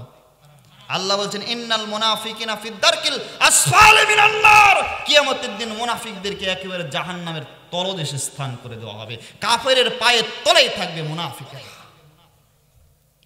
সেই কিয়ামতের মাঠে উপস্থিত হওয়ার পর এই যে দুনিয়াতে আমলনামার কিতাব তৈরি হলো, কে কতটুকু ইসলামের ভেতরে ছিল এই আমলনামার কিতাবটা কিয়ামতের দিন আল্লাহ উড়াইয়া দিবে। মানুষ হাসরের ময়দানে আমলনামার কিতাব পাওয়ার জন্য হাত বাড়িয়ে দেবে। আল্লাহ বলেন পৃথিবীতে যারা 16 আনা মুসলমান হয়েছিল, পরিপূর্ণ ইসলামের ভেতরে প্রবেশ করেছিল, এই সমস্ত মানুষদের সামনে যখন আমলনামার কিতাব উড়াইয়া দেওয়া হবে, আল্লাহ তাদেরকে দয়া করে আদর করে সম্বর্ধনা দিয়ে আল্লাহ তাদেরকে আদর করে তাদের সামনে থেকে ডান হাতে আমলনামার কিতাব দিয়ে দিবে। জোরে বলেন সুবহানাল্লাহ। আল্লাহ বলেন সেই হাসরের ময়দানে আমি আল্লাহ যাদেরকে আদর করে 16 আনা ইসলাম মানার কারণে ডান হাতে আমলনামার কিতাব দেব, তাদের কোনো হিসাব হবে না, বিচার হবে না। বিনা হিসাবে বিনা বিচারে ওই ডানপন্থী লোকেরা ডান হাতে যারা আমলনামার কিতাব পাবে তারা জান্নাতে চলে যাবে। জোরে কোন সুবহানাল্লাহ। আল্লাহ তাআলা বলেন ফাআম্মা মান উতিয়া কিতাবাহু বিয়ামিনিহি ফাসাউফা ইউহাসাবু হিসাবান ইয়াসীরা ওয়া ইয়ানকালিবু ইলা আহলিহি মাসরুরা। আল্লাহ বলেন সেই হাসরের ময়দানে পরিপূর্ণ মুসলমান যারা হয়েছিল, 16 না ইসলাম যারা মেনেছিল, এই সমস্ত ব্যক্তিদেরকে আমি আল্লাহ ধরে ধরে ডান হাতে আমলনামার কিতাব দেব। আর যাদেরকে ডান হাতে আমলনামার কিতাব দেওয়া হবে তাদেরকে কোনো বিচার করা হবে না, হিসাব নেওয়া হবে না। বিনা বিচারে বিনা হিসেবে যারা ডানপন্থী ডান হাতে আমলনামার কিতাব পাবে, আল্লাহ তাদেরকে জান্নাত দান করে দেবে। পক্ষান্তরে যারা কাফের, والذين كفروا وكذبوا بآياتنا أولئك أصحاب النار هم فيها خالدون। আল্লাহ বলেন যারা কিতাবকে অস্বীকার করেছিল, অর্থাৎ কোরআন মানেনি, ইসলাম মানেনি, ডাইরেক্ট কাফের, তাদের কোনো হিসাব হবে না, বিচার হবে না, তারা ডাইরেক্ট যাবে কোন জায়গায়? মাঝখানে পড়ে আছে কারা? মুনাফিকেরা মাঝখানে পড়ে আছে, মুনাফিকেরা। এই মুনাফিকেরা যখন মাঝখানে পড়ে থাকবে, এমন সময় আল্লাহ তাআলা বলেন মুমিনদেরকে ডান হাতে আমলনামার কিতাব দেওয়া হলো, মুনাফিক এবং কাফেরদেরকে বাম হাতে আমলনামার কিতাব দেওয়া হলো। এই মুনাফিকদের বিচার এবার শুরু হবে। আল্লাহ বলেন ওয়াসতামিউ মা ইউনাদ্দিল মুনাদি মিন মাকানিন করিব ইউরাফুল মুজরিমুনা বিসিমাহুম ফায়ুখাযু বিন নাওয়াসি ওয়াল আকদাম। আল্লাহ বলেন সেদিন পালাইয়া থাকতে পারবে না, কপাল দেখেই টের পাওয়া যাবে। যে যে দল করছে সেই দলের নাম তার কপালে ভেসে উঠবে। কি বিপদ! আল্লাহ বলেন ইউরাফুল মুজরিমুনা বিসিমাহুম ফায়ুখাযু বিন নাওয়াসি ওয়াল আকদাম, সূরা রহমানে আছে না নাই? আল্লাহ বলেন প্রত্যেকটা মানুষের কৃত কর্ম তার কপালে লেখা উঠবে, প্রত্যেকটা মানুষ তার কপালে লেখা উঠবে। আর সেই কিয়ামতের দিন প্রত্যেকটা মানুষকে হাসরের ময়দানে আল্লাহ তার নেতা সহকারে উপস্থিত করবেন। আল্লাহ তাআলা বলেন সূরা বানি ইসরাঈলে আল্লাহ বলেন ইয়াওমা নাদউ কুল্লু নাসিম বিইমামিহিম, প্রত্যেকটা মানুষ কিয়ামতের দিন নেতা সহকারে উপস্থিত করা হবে। জোরে কোন সুবহানাল্লাহ। আল্লাহর কসম, যারা জালেমদের পক্ষ নিয়েছিল, জালেমদের সাথে ছিল, 16টা বছর জালেমদেরকে সাপোর্ট দিয়েছে, জালেমদেরকে ভোট দিয়েছে, জালেমদের পক্ষ থেকেছে, কিয়ামতের দিন রাসূলের কাতারে থাকতে পারবে না, জালেমের সাথেই থাকা লাগবে। কথাটা স্পষ্ট করে বোঝেন। আপনি সারাদিন কথার কথা ধরেন, আওয়ামী লীগ যদিও নাই, তারপরে আপনি আওয়ামী লীগের মিছিল করছেন, কথা বোঝানোর জন্য আমি বলছি।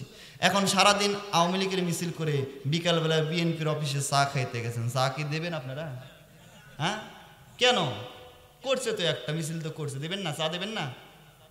তো একজনের মিছিল করে আর একজনের চা দুনিয়াতে পাওয়া যায় না। এক কাপ চার দাম কয় টাকা?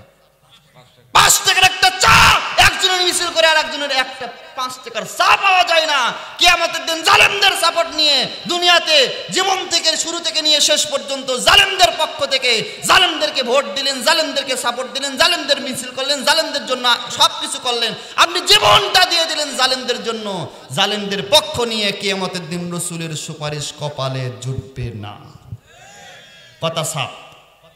আপনার একটা মোবাইল নাম্বার আছে না? কয়টা? 11টা মোবাইল নাম্বার হয় না? এখন সবগুলো নাম্বারই ঠিক আছে, একটা নাম্বার শুধুমাত্র ভুল হয়েছে। 8 হবে, ওই জায়গায় আপনি 7 লিখছেন, মিস্টেক হয়ে গেছে একটা নাম্বার।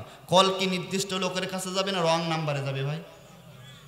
হ্যাঁ, জীবনেও কি ওই লোকের কাছে ফোন যাবে?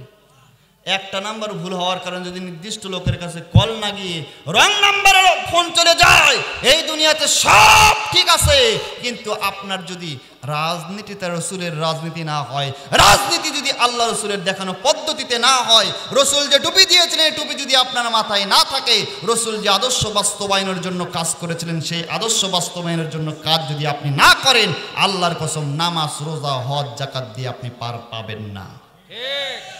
কথা বুঝাইতে পারলাম? প্রত্যেকটা মানুষ কি সহকারে উঠবে? নেতা।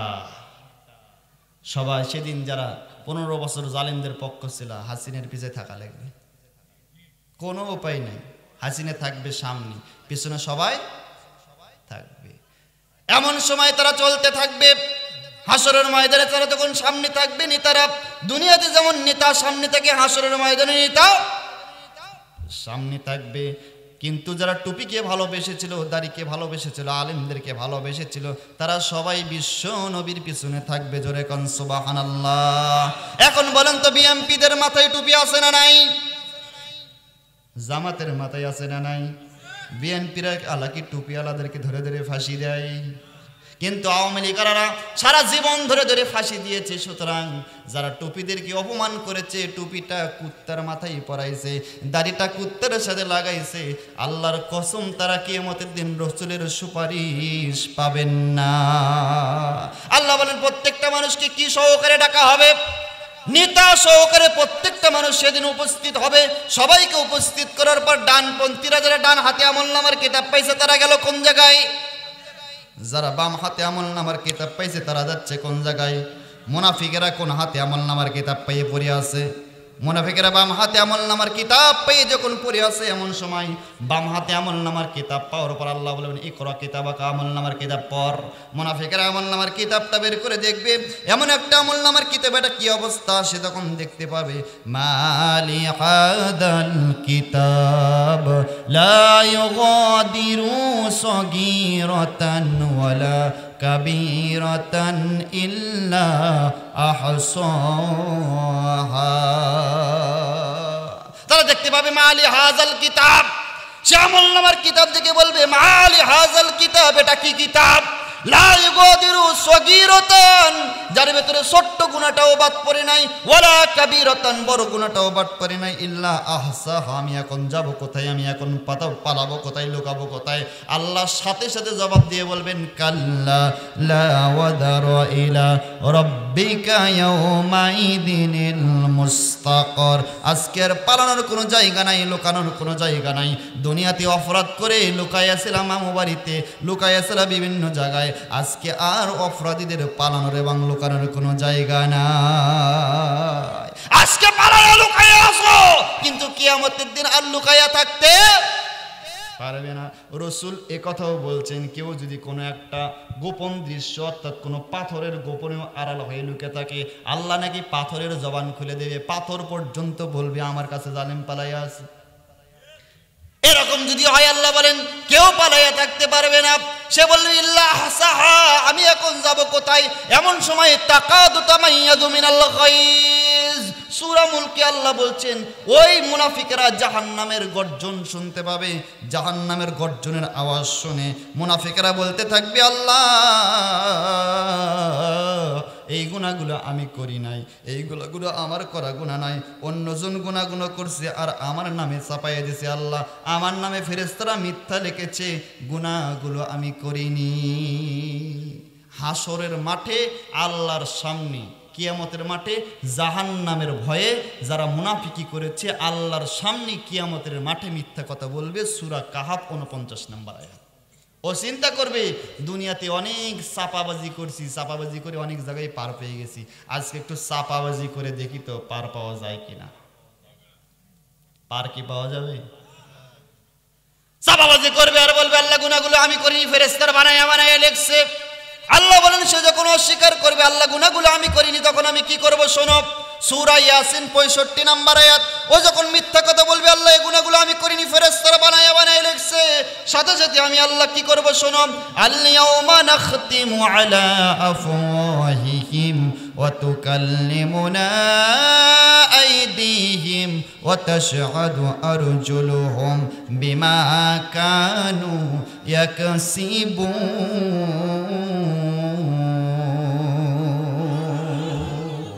ও যখন বলবে আল্লাহ এই কাজগুলো আমি করিনি, ফেরেশতারা বানাইয়া লিখছে, আল্লাহ সাথে সাথে বলবেন এই সাবাবাদের মুখ আগে বন্ধ কর। আল ইয়াউমা নাখতিমু আলা আফওয়াহিহিম, ও ফেরেশতারা দুনিয়াতে ওর মিথ্যা কথা বলতে বলতে ওর এমন হয়েছে আজকে হাসরের ময়দানে আমার সামনে মিথ্যা কথা বলে। সুতরাং আল ইয়াউমা নাখতিমু আলা আফওয়াহিহিম, সর্বপ্রথম ওর মুখ আগে বন্ধ করে দাও। জোরে করে আল্লাহু আকবার। মুখ তখন বন্ধ হয়ে যাবে। আজকে মুখ নাড়াচ্ছি, কথা বের হচ্ছে, এই বোবারও তো মুখ আছে, সেও তো মুখ নাড়ায়, কথা বের। তাহলে আল্লাহ এই দুনিয়াতে কারো মুখ খুলে রাখছে, কেউ কথা বলতে পারে, আর কারো মুখ বন্ধ করে রাখছে, কথা বলতে পারেন না। সে আল্লাহ বলছেন জবান বন্ধ করা হবে। আল ইয়াউমা নাখতিমু আলা আফওয়াহিহিম, যেই না মিথ্যা কথা বলবে সাথে সাথে জবান কি হবে? বন্ধ। ওয়া তুকাল্লিমুনা আইদিহিম, সাথে সাথে হাতের জবান আল্লাহ খুলে দেবে। হাত বলতে থাকবে, আল্লাহ আমাকে দিয়ে এই গুনাহটা করেছিল, আমাকে দিয়ে এই গুনাহটা করেছিল, আমাকে দিয়ে লক্ষ লক্ষ হাফেজে কোরআনদেরকে রাস্তায় গুলি গুলি করে করে মেরেছিল, আমাকে দিয়ে আলিমদেরকে অন্যায়ভাবে ফাঁসির কাস্টে ঝুলাইয়া ঝুলাইয়া মারছিল, আমাকে দিয়ে মানুষের জমির আল টেলেছিল, আমাকে দিয়ে খাদ্যের ভেতরে ভেজাল দিয়েছিল, আমাকে দিয়ে পরনারী স্পর্শ করেছিল। ওয়াতুকাল্লিমুনা আইদিহিম, আল্লাহ বলেন হাত কথা বলতে থাকবে। হাত যখন কথা বলতে থাকবে, ওই চাপাবাজ বলবে আল্লাহ গুনাহগুলো আমি করিনি। হাত যখন কথা বলতে থাকবে আর বাঁচার উপায় নাই, ওয়াতাশহাদু আরজুলুহুম, পায়ে কৃতকর্মের সাক্ষী দিতে থাকবে। কিছুক্ষণ পর আল্লাহ আবার জবান খুলে দেবে। জবান খোলার সাথে সাথে সেই কিয়ামতের মাঠে ওই মুনাফিকরা এবার বলবে, আল্লাহ রব্বানা আখরিজনা না'মাল সালিহান গায়রাল্লাযী কুননা না'মাল, আল্লাহ সামান্য সময়ের জন্য আমাকে দুনিয়াতে পাঠায় দাও। এবার যদি আমি দুনিয়াতে যাইতে পারি আল্লাহ, আর জালিমদের পক্ষে থাকবো না, আর মুনাফিকি করব না।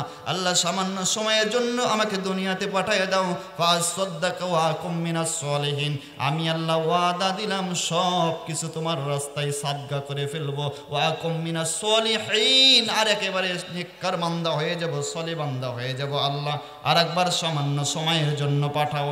আল্লাহর কাছে যখন বলবে আল্লাহ সামান্য সময়ের জন্য পাঠাও, আল্লাহ বলেন সাথে সাথে আমি আল্লাহ ধমক দিয়ে বলবো, আওয়ালাম নুআম্মিরুকুম, আওয়ালাম নুআম্মিরুকুম, এই মুনাফিকের বাচ্চা মুনাফিক, আওয়ালাম নুআম্মিরুকুম, সময় কি তোকে দেওয়া হয় নাই? অনেক সময় পেয়েছিস, 70 বছর হায়াত পেয়েছিস, 80 বছর হায়াত পেয়েছিস, 90 বছর হায়াত পেয়েছিস। আল্লাহর পক্ষে আসিস নাই, রসুলের পক্ষে আসিস নাই, কোরআনের পক্ষে আসিস নাই, মুনাফিকি করেছিলি আমার মুসলমান মুমিন বান্দাদের সাথে। সুতরাং আজকে আর কোনো সুযোগ দেওয়া হবে না। আল্লাহ ফেরেশতাদেরকে অর্ডার করে বলবেন, ফাহাদুহুম ইলা সিরাতিল জাহিম,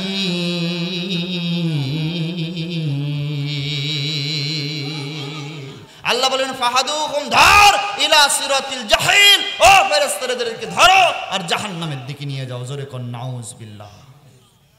কাফেরেরা তো এমনি গেল, মুনাফিকদের অবস্থা দেখছেন কি হচ্ছে। আল্লাহ বলবেন ফাহাদুহুম ইলা সিরাতিল জাহিম, ধর আর জাহান্নামের দিকে নিয়ে যাও। ফেরেশতারা বলবে আল্লাহ শুধু কি জাহান্নামে নিয়ে যাব না, আরো কিছু করা লাগবে? আল্লাহ বলবেন শুধু জাহান্নামে নিয়ে গেলে হবে না। এই মুনাফিকদের কারণে আমার আলেমদের হাতে হ্যান্ডকাপ উঠেছিল। এই মুনাফিকদের কারণে ওরা যখন রফিকুল ইসলাম মাদানীকে জেলখানায় থেকে কোর্টে তোলে, ওরা তখন গায়ে শিকল পরাইছিল, আমির হামজাকে শিকল পরাইছিল, আল্লামা সাইদিকে যখন ওরা জেলখানার থেকে কোর্টে নিয়ে যায় শিকল পরায় পরায় অপমান করেছিল এই মুনাফিকদের কারণে। সুতরাং এই মুনাফিকদেরকে শুধু জাহান্নামে নিয়ে গেলে হবে না, ওরা দুনিয়াতে আমার আলেমদেরকে দুনিয়ার শিকল পরাইছে। আমি আল্লাহ আজকে হাসরের ময়দানে দুনিয়ার শিকল নয়, জাহান্নামের শিকল পরায়া ওদেরকে অপমান করতে চায়।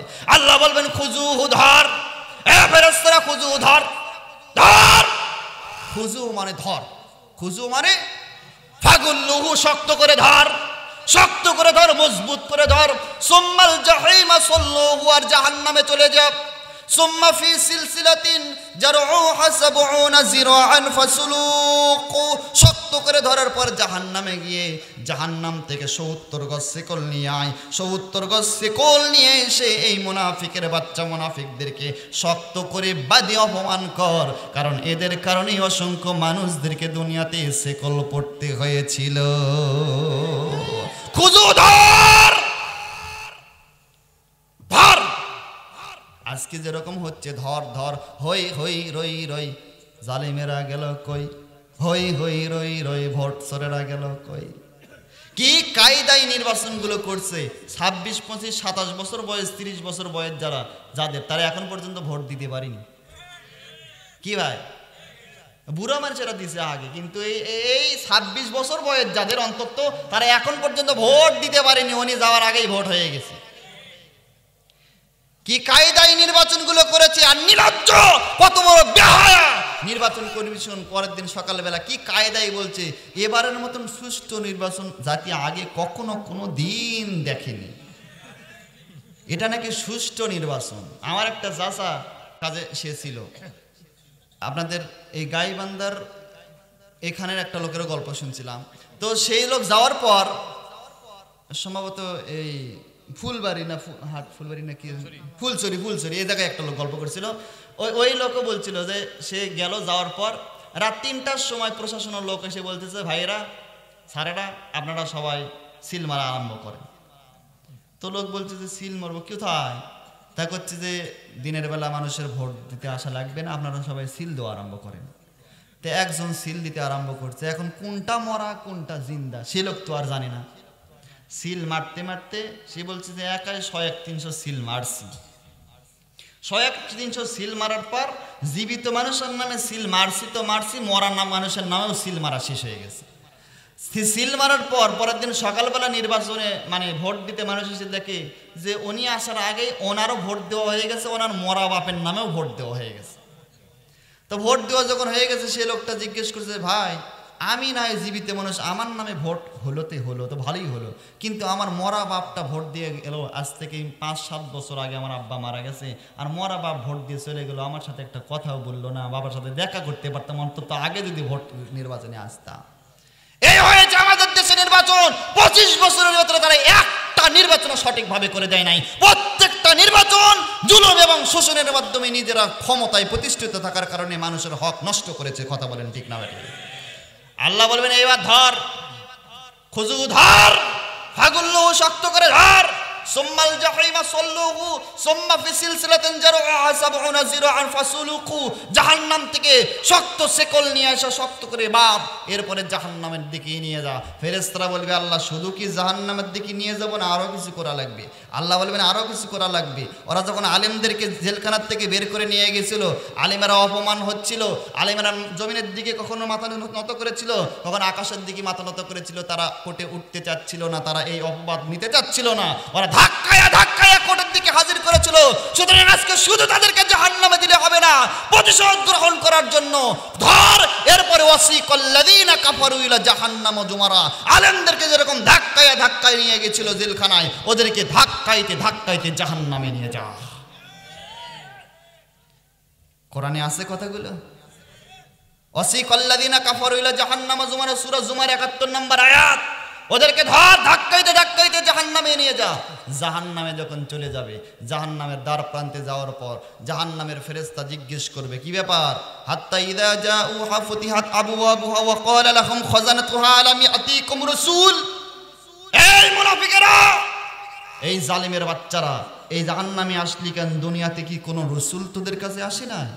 কোনো আলেম কি আসে নাই? এই কঠিন জাহান্নাম সম্পর্কে কি একটু তোদেরকে ভয় প্রদর্শন করে নাই? একটু কি তোদেরকে ভয় দেখাই নাই? তোদেরকে এই জাহান্নামের কথা শোনাই নাই? তোরা কেন এই জাহান্নামে আসলি? আল্লাহ বলেন সাথে সাথে সমস্ত জাহান্নামেরা বলবে, ফাআতারাফু বিযামবিহিম, আমরা আমাদের অপরাধ স্বীকার করে নিলাম। তারা বলবে যে ফাআতারাফু বিযামবিহিম, অনেক আলেম এসেছিল কিন্তু আলেমদের কথা শুনি নাই, আলেমরা কথা বলতে দিলেই তাদের ঘাড় ধাক্কা দিয়ে স্টেজ থেকে নামাইয়ে দিয়েছি, তাদের কথা আমরা গ্রহণ করি নাই। যারা আলেমদেরকে অপমান করেছেন, কিয়ামতের দিন আল্লাহ ধাক্কায় নেওয়ার জন্য ব্যবস্থা করেছেন। কোরআনে আল্লাহ আগেই ঘোষণা দিয়ে রেখেছেন। জোরে কোন সুবহানাল্লাহ। সুতরাং এই চিন্তা করা লাগবে না যে পালায়া থাকবে, থাকুক পালায়া, কয়দিন পালায়া থাকবে, এরপরে আশাই লাগবে।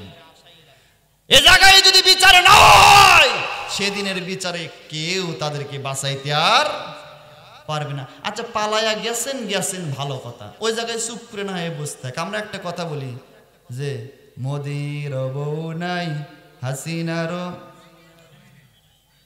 থাক, ওই জায়গায় ভালো মতো থাক। এই বাংলাদেশ নিয়ে তো ষড়যন্ত্র করা লাগবে কেন? চুপ করে তো বসে থাকবে না, কেমনি বাংলাদেশের ক্ষতি করা লাগবে সবসময় সেই পায়তারা করতেছে দুই শয়তান বসে থেকে। জোরে বলেন ঠিক না বেঠিক? সুতরাং চিন্তা করে কোনো লাভ নাই। বাংলাদেশে যেহেতু সবাই ঐক্যবদ্ধ হয়েছে, সবাই ঐক্যবদ্ধ থাকবে, নির্বাচন সঠিকভাবে হবে। আগামীতে অবশ্যই টুপিওয়ালা দাড়িওয়ালারাই নির্বাচনে ক্ষমতায় অংশগ্রহণ করে, পার্লামেন্টে তারাই অংশগ্রহণ করবে ইনশাআল্লাহ। যতই চিল্লাচিল্লি করো আর যতই লাপালাপি করো মামুবুরি থেকে, আমাদেরকে ঠেকানো সম্ভব হবে না। আমরা সবাই মিলে ঐক্যবদ্ধ হয়ে কোরআনুল কারীমের আইনের মাধ্যমে দেশে আমরা একটা শান্তি শৃঙ্খলা ফিরে আনবই ইনশাআল্লাহ। আল্লাহ বলবেন যে ওয়াসিকাল্লাযীনা কাফারু ইলা জাহান্নাম যুমারা, ওদেরকে ধর আর ধাক্কায় নিয়ে যা জাহান্নামে, ধাক্কায় জাহান্নামে নিয়ে যা। ওরা জাহান্নামে থাক, এটা পরে বলতেছে ওই যে ডানপন্থীরা জান্নাতে গেছিল, যারা পরিপূর্ণ মুসলমান হয়েছিল, ওরা জান্নাতে যখন যাচ্ছিল, আল্লাহ বলেন আমার এই মুমিন বান্দাদেরকে শুধু জান্নাতে নিব না, এদেরকে আদর করে এদেরকে সম্বর্ধনা দেওয়ার জন্য, স্বাগতম জানানোর জন্য, ওয়েলকাম জানানোর জন্য, রিসিপশন জানানোর জন্য আমি আল্লাহ রাব্বুল আলামিন কিয়ামতের দিন ৭০,০০০ গেট তৈরি করে রেখেছি। যারা ডানপন্থীভাবে জান্নাতে যাচ্ছে তাদের জন্য গেট থাকবে কয় হাজার? আল্লাহ রসুল বললেন ৭০,০০০ গেট তৈরি করবে। পৃথিবীর কোনো মানুষ কি পারবে কাউকে রিসিপশন করার জন্য ৭০,০০০ গেট তৈরি করতে? কথা বলেন না, কে পারবে?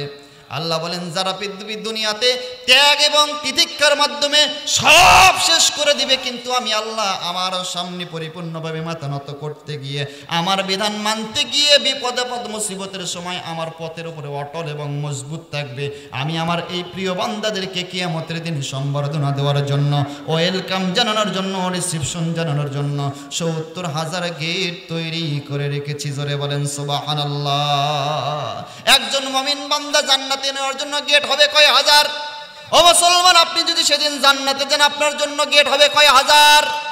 ৭০,০০০ গেট তৈরি করার পর আল্লাহ রসুল বললেন প্রথম গেটের কাছে যখন জান্নাতীরা চলে যাবে, প্রথম গেটের কাছে গিয়ে তাকায় দেখতে পাবে প্রথম গেটটাই এত সুন্দর করে সাজানো, ফুলে ফলে সাজানো, এত সুন্দর সুঘ্রাণ। জান্নাতি বান্দা মনে করবে এটাই মনে হয় জান্নাত, এটাই মনে হয় জান্নাত। এই চিন্তা ভাবনা করে জান্নাতি বান্দারা ৭০,০০০ গেটের প্রথম গেটের কাছে বসে পড়তে থাকবে। জোরে কোন সুবহানাল্লাহ। আল্লাহ বলেন ও ফেরেশতারা, ও ফেরেশতারা, আমার এই জান্নাতি বান্দাকে বলো এটা তার জন্য নির্ধারিত জান্নাত নয়, তাকে আমি আল্লাহ জান্নাতে নেওয়ার জন্য দুনিয়াতে যে ত্যাগ এবং তিতিক্ষা স্বীকার করেছিল, এই পরিপূর্ণ ইসলাম মানতে গিয়ে মামলা খেয়েছিল, জুলুম নির্যাতনের শিকার হয়েছিল, হাসি মুখে ফাঁসির কষ্টে চলেছিল, তারপরেও ইসলাম থেকে সরে যায় নাই, এই মুমিন বান্দাকে দুনিয়াতে কেউ স্বাগতম জানায় নাই, ওয়েলকাম জানায় নাই, রিসিপশন জানায় নাই, ওরা অপমান করেছিল। সুতরাং আজকে হাসরের ময়দানে আমি আল্লাহ আমার মুমিন বান্দার জন্য এই জান্নাতে নিতে ৭০,০০০ গেট সামনে তৈরি করে রেখেছি। ফেরেশতারা বলবে ওয়াসিকাল্লাযীনা তাকাউ রাব্বাহুম ইলাল জান্নাতি যুমারা। আল্লাহ বলেন ফেরেশতাদেরকে আমি আল্লাহ বলবো ফেরেশতারা আমার এই জান্নাতি বান্দাকে ধাক্কাইতে ধাক্কাইতে প্রথম গেট থেকে দ্বিতীয় গেটের কাছে নিয়ে যাও। রাসূল বলছেন প্রথম গেট থেকে দ্বিতীয় গেটের দূরত্ব হবে ৭০ বছরের পর। প্রথম গেট থেকে দ্বিতীয় গেটের কাছে যখন জান্নাতি বান্দারা চলে যাবে, জান্নাতি বান্দারা গিয়ে বান্দাবান্দিরা গিয়ে দেখবে হায় হায় হায় হায় হায়, আমরা যে গেটটা আগে দেখেছিলাম সেই গেটের চাইতে এই গেট আরো কোটি কোটি গুণ বেশি সুন্দর। জান্নাতি বান্দাবান্দিরা মনে করবে আমাদের জন্য এটাই মনে হয় জান্নাত, এত সুন্দর করে সাজানো হয়েছে, এটাই মনে হয় জান্নাত। এই বলে বসে পড়বে। ফেরেশতারা বলবে ওয়াসিকাল্লাযীনা তাকাউ রাব্বাহুম ইলাল জান্নাতি যুমারা, এটা তোমাদের জন্য নির্ধারিত জান্নাত নয়, এটা তোমাদের জন্য নির্ধারিত জান্নাত নয়, তোমাদেরকে রিসিপশন জানানোর জন্য, স্বাগতম জানানোর জন্য, ওয়েলকাম জানানোর জন্য আল্লাহ সামনে আরো ৬৯,৯৯৯ গেট তৈরি করে রেখেছেন। রাসূল বলছেন প্রত্যেকটা গেট থেকে প্রত্যেকটা গেটের দূরত্ব কয় বছরের পথ। এভাবে প্রথম গেট, দ্বিতীয়, তৃতীয়, চতুর্থ এক এক করে ৬৯,৯৯৯ গেট পাড়ি দিয়ে মেন গেটের কাছে যখন চলে যাবে, এমন সময় আল্লাহ বলেন মেন গেটের কাছে যাওয়ার সাথে সাথে হাত্তা ইযা জাউহা ওয়া ফুতিহাত আবওয়াবুহা ওয়া ক্বালা লাহুম খাযানাতুহা সালাম। ওই জান্নাতি বান্দারা যখন জান্নাতের মেন গেটের কাছে যাবে, আল্লাহ বলেন মেন গেটের কাছে যাওয়ার সাথে সাথে ৬৯,৯৯৯ গেট পিছনে ফেলায়া যখন আসল গেটের কাছে মেন গেটের কাছে যাবে, সাথে সাথে জান্নাতের দরজা খুলে যাবে। জোরে কোন সুবহানাল্লাহ। জান্নাতের দরজা যখন খুলে যাবে, ভেতর থেকে আওয়াজ দেওয়া হবে ওয়া ক্বালা লাহুম সালাম। ও আল্লাহর প্রিয় বান্দারা, এই জান্নাতে আসার জন্য দুনিয়াতে অনেক কষ্ট করেছো, অনেক জুলুম এবং নির্যাতনের শিকার হয়েছো, সুতরাং আজকে জান্নাতে যখন আসছো আমরা সমস্ত ফেরেশতারা তোমরা জান্নাতে তোমাদেরকে সালাম দিলাম। সমস্ত জান্নাতীরা যখন সালাম দিবে এমন সময় জান্নাতি বান্দারা তাকায়া থাকবে আল্লাহ কোথায়, আল্লাহ কোথায়। এমন সময় আল্লাহ গায়েব থেকে আওয়াজ দিয়ে বলবেন, ও জান্নাতীরা, শুধু ফেরেশতারা নয় রে জান্নাতি বান্দা বান্দিরা, সালামুন কাওলাম মির রব্বির রহিম। ও জান্নাতি বান্দারা, আমি আল্লাহ নিজেও আজকে তোমাদেরকে সালাম দিলাম। ঢোকো। জান্নাতের ভেতরে যখন ঢুকবে জান্নাতীরা তাকায় দেখবে জান্নাতি এত সুন্দর সুখ, আইনা ইয়াশরাবু বিহা ইবাদুল্লাহি ইউফাজ্জিরুনাহা তাফজিরা। আল্লাহ বলেন জান্নাত এত সুখ এবং শান্তির জায়গা, জান্নাতি বান্দারা জান্নাতে যখন যা চাইবে আল্লাহ তাই দান করবে। জোরে কোন সুবহানাল্লাহ। সুতরাং এই ছোট্ট দুনিয়াতে আপনি অনেক নির্যাতনের শিকার হয়েছেন, আপনি অনেক কিছুই পান নাই। আপনার বাড়ির সামনে একজন বাড়ি পাইছে, গাড়ি পাইছে, টাকা পয়সার তার অভাব নাই, আপনি ইসলাম মানার কারণে আপনি হয়তো বা এগুলো জিনিস পান নাই, দুঃখ করা লাগবে না। কিয়ামতের দিন আল্লাহ রাব্বুল আলামিন আপনাকে সালাম দিয়ে জান্নাতের ভিতরে যখন স্থান দেবেন, আপনি জান্নাতে যা চাইবেন আল্লাহ আপনাকে তাই দান করবেন। জোরে কোন সুবহানাল্লাহ। যা চাবেন, কথার কথা জান্নাতে যাওয়ার পর আপনার মনে হচ্ছে আমি একটু আপেল ফল খাবো, এরকম মনে হইতে পারে তো নাকি? আপনি আপেল ফল খাবেন কিন্তু আশেপাশে কোনো আপেলের গাছ নাই, দেখতে পাচ্ছেন। আল্লাহ বলেন জান্নাত এত সুখ এবং শান্তির জায়গা, মানুষের মনের ভেতরে এরকম ফিলিংস, এরকম টেন্ডেন্সি আসার সাথে সাথে আপেল গাছ সামনে হাজির হয়ে যাবে। জান্নাতি বান্দারা বলবে আপেলের গাছে উঠিয়ে আপেল পারে খাইতে পারবো না। আল্লাহ বলেন জান্নাত এত সুখের জায়গা, জান্নাতি বান্দাদের মুখের সামনে আপেলের বাধা এসে ঝুলতে থাকবে। আইনা ইয়াশরাবু বিহা ইবাদুল্লাহি ইউফাজ্জিরুনাহা তাফসীরা। ও ঝুলতে থাকবে, যা চাবে তাই। ও বলবে এত কষ্ট করে জান্নাতে এসেছি আমি পারতে পারবো না। আল্লাহ বলেন সাথে সাথে মুখের ভেতরে পুড়ে যাবে। ও বলবে আমি চাবাইতে পারবো না, আল্লাহ কয় মুখের ভেতরে গুলিয়ে যাবে। ও বলবে আমি ঢুকে চিপতে পারবো না, আল্লাহ বলেন পেটের ভেতরে ঢুকে যাবে।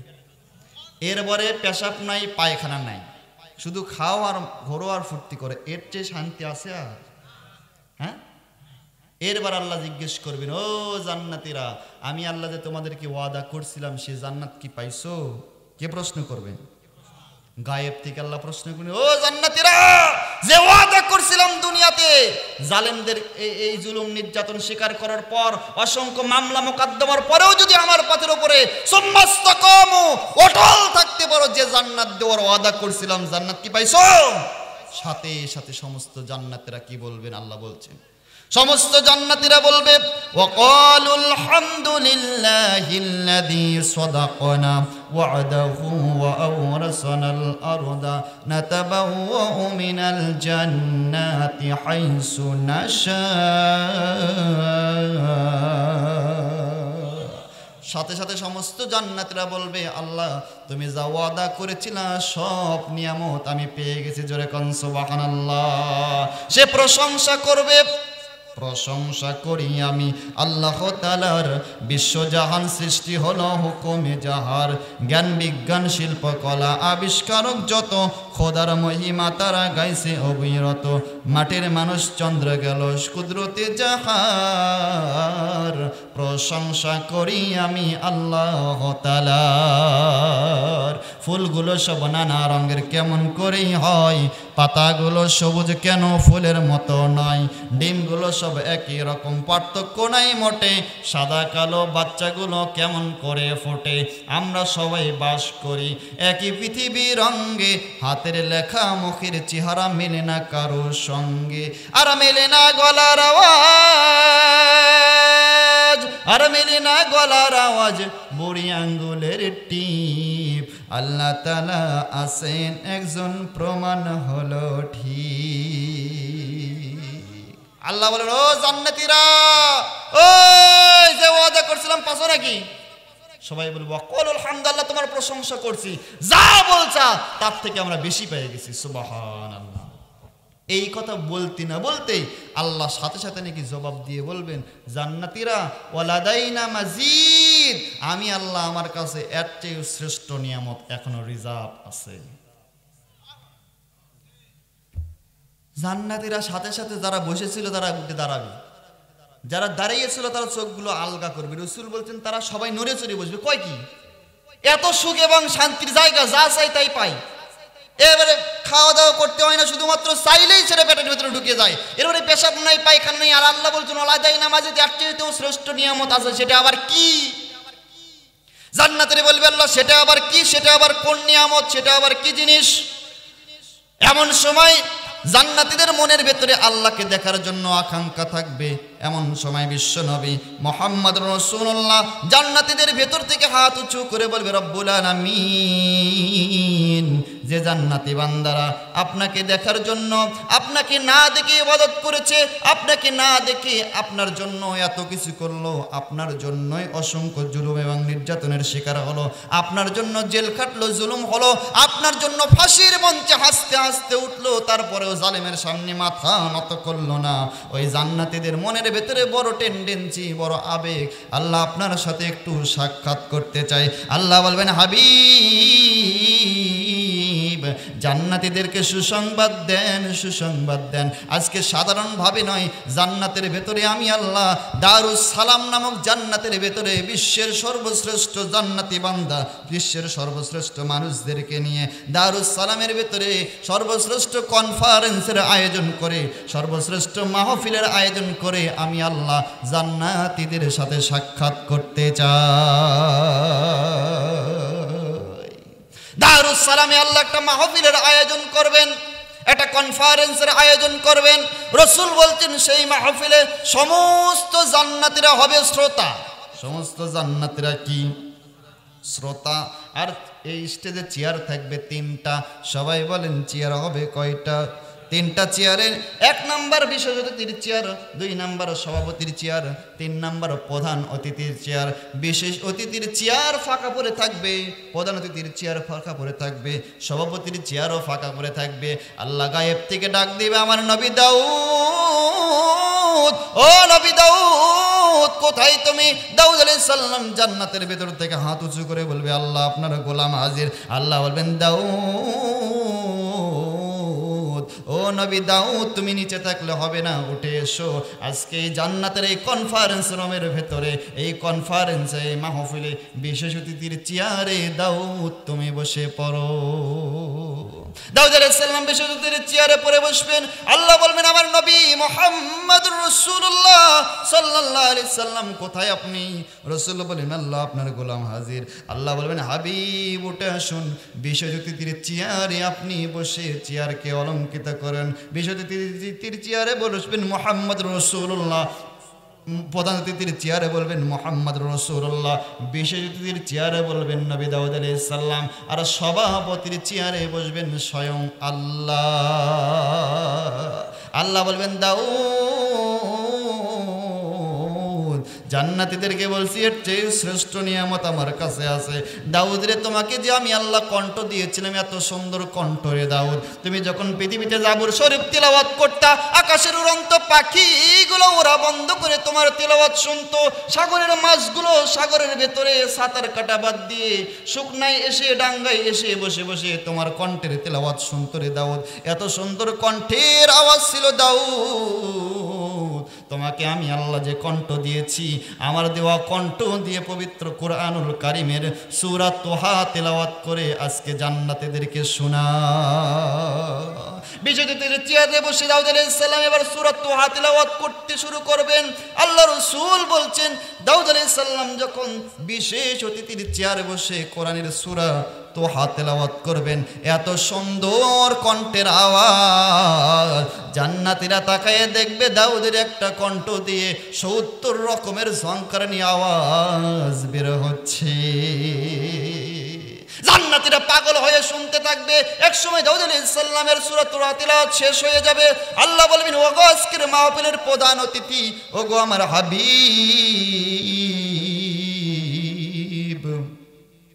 দাউদ আলাইহিস সালাম যখন তিলাওয়াত শেষ করবেন, আল্লাহ বলবেন জান্নাতীরা এর চাইতে এত সুন্দর কণ্ঠের আওয়াজ তোমরা কি কখনো শুনেছো নাকি? সমস্ত জান্নাতীরা কেঁদে ফেলবে, আল্লাহ এত সুন্দর আওয়াজ আমরা কোনোদিন শুনি নাই, কোনোদিন শুনি নাই। আল্লাহ বলবেন জান্নাতীরা কেঁদো না, দুঃখ প্রকাশ করো না, এর চাইতে সুন্দর কণ্ঠের আওয়াজ আমি আল্লাহ আমার কাছে এখনো রিজার্ভ আছে। জান্নাতেরা বলবে 170 রকমের ঝংকারিনী আওয়াজ বের হচ্ছে দাউদের কণ্ঠ দিয়ে। আর আল্লাহ বলেন এর চেয়ে তো সুন্দর আওয়াজ সেটা আবার কি? আল্লাহ বলবেন আমার হাবিব, আমি আপনাকে যে কণ্ঠ দিয়েছিলাম সেটা দাউদের কণ্ঠর চাইতে কোটি কোটি গুণ বেশি সুন্দর গো আমার হাবিব মুহাম্মদ রাসূলুল্লাহ। সুতরাং আপনার কণ্ঠ দিয়ে, আমার দেওয়া কণ্ঠ আপনার কণ্ঠ দিয়ে আপনি এবার কোরআনুল কারীমের হৃৎপিণ্ড, কোরআনুল কারীমের কলিজা সূরা ইয়াসিন তিলাওয়াত করুন। রাসূল এবার শুরু করবেন প্রধান অতিথির চেয়ারে বসে সূরা ইয়াসিন 83টা আয়াত রাসূল তিলাওয়াত করবেন। এক একটা আয়াত তিলাওয়াত করতে সময় লাগবে রাসূল বলছেন 70 বছর। এত সুন্দর আওয়াজ, এত সুন্দর আওয়াজ, সমস্ত জান্নাতীরা তাকাইয়া দেখবে দাউদের কণ্ঠ দিয়ে 70 রকমের ঝংকারিনী আওয়াজ বের হয়েছে। আর দাউদ যেটা তিলাওয়াত করেছিল যেটা 70 রকমের আওয়াজ বের হয়েছে। আর আমার হাবিব মুহাম্মদ রাসূলুল্লাহ যেটা তেলাওয়াত করছে সেটা দাউদের কণ্ঠের চাইতে কোটি কোটি গুণ বেশি সুন্দর শোনা যায়। জান্নাতীরা কেঁদে ফেলবে। আল্লাহ বলেন ও জান্নাতীরা কাঁদছো কেন? জান্নাতীরা বলবে আল্লাহ এত সুন্দর আওয়াজ হয় কি করে? আল্লাহ বলবেন জান্নাতীরা এটাই শেষ নয়, এর চাইতেও শ্রেষ্ঠ নিয়ামত, শ্রেষ্ঠ আওয়াজ আমি আল্লাহ আমার কাছে এখনো রিজার্ভ আছে। জান্নাতীরা বলবে আল্লাহ সেটা আবার কি? সেটা আবার কেমন আওয়াজ? আল্লাহ বলবেন জান্নাতীরা শোনো, জান্নাতীরা শোনো, তোমরা বলো তো দাউদ যে কণ্ঠ দিয়ে তিলাওয়াত করলো সূরা তোহা ওটা কার দেওয়া? সমস্ত জান্নাতীরা বলবে আল্লাহ আপনারে দেওয়া। ও জান্নাতীরা বলো তো আমার হাবিব যে তিলাওয়াত করলো সূরা ইয়াসিন ওই কণ্ঠটা কার দেওয়া? জান্নাতীরা বলবে আল্লাহ আপনারে দেওয়া।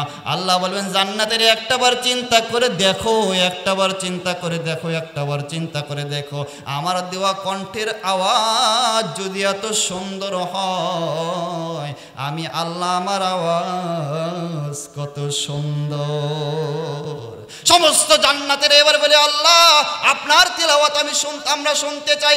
আল্লাহ বলবেন ও আমার জান্নাতি বান্দারা, আমি আল্লাহ ওয়াদা দিচ্ছি আজকে তোমাদের সামনে আমি আল্লাহ তোমাদের সামনে তিলাওয়াত করতে শোনাতে চাই, তিলাওয়াত করে শোনাতে চাই। তবে জান্নাতেরা শুনে রাখো সাধারণ কোনো তিলাওয়াত আজকে হবে না, কোরআনুল কারীমের সবথেকে শ্রেষ্ঠ সুরওয়ালা সূরা তোমাদের সামনে আজকে সর্বশ্রেষ্ঠ সুরওয়ালা সূরা সূরা আর রহমান তিলাওয়াত করে আমি আল্লাহ তোমাদেরকে শোনাতে চাই। এবার রাসূল বলছেন আল্লাহ এবার তিলাওয়াত শুরু করবেন। আমরা প্রত্যেকটা সূরা রহমান শুরু করার সময় আমরা বলি আর রহমান। রাসূল বলছেন আল্লাহ সেদিন আর রহমান বলবেন না, আল্লাহ একটা শব্দ অতিরিক্ত যোগ করে আল্লাহ বলবেন আনার রহমান আল্লামাল কুরআন খলাকাল ইনসান।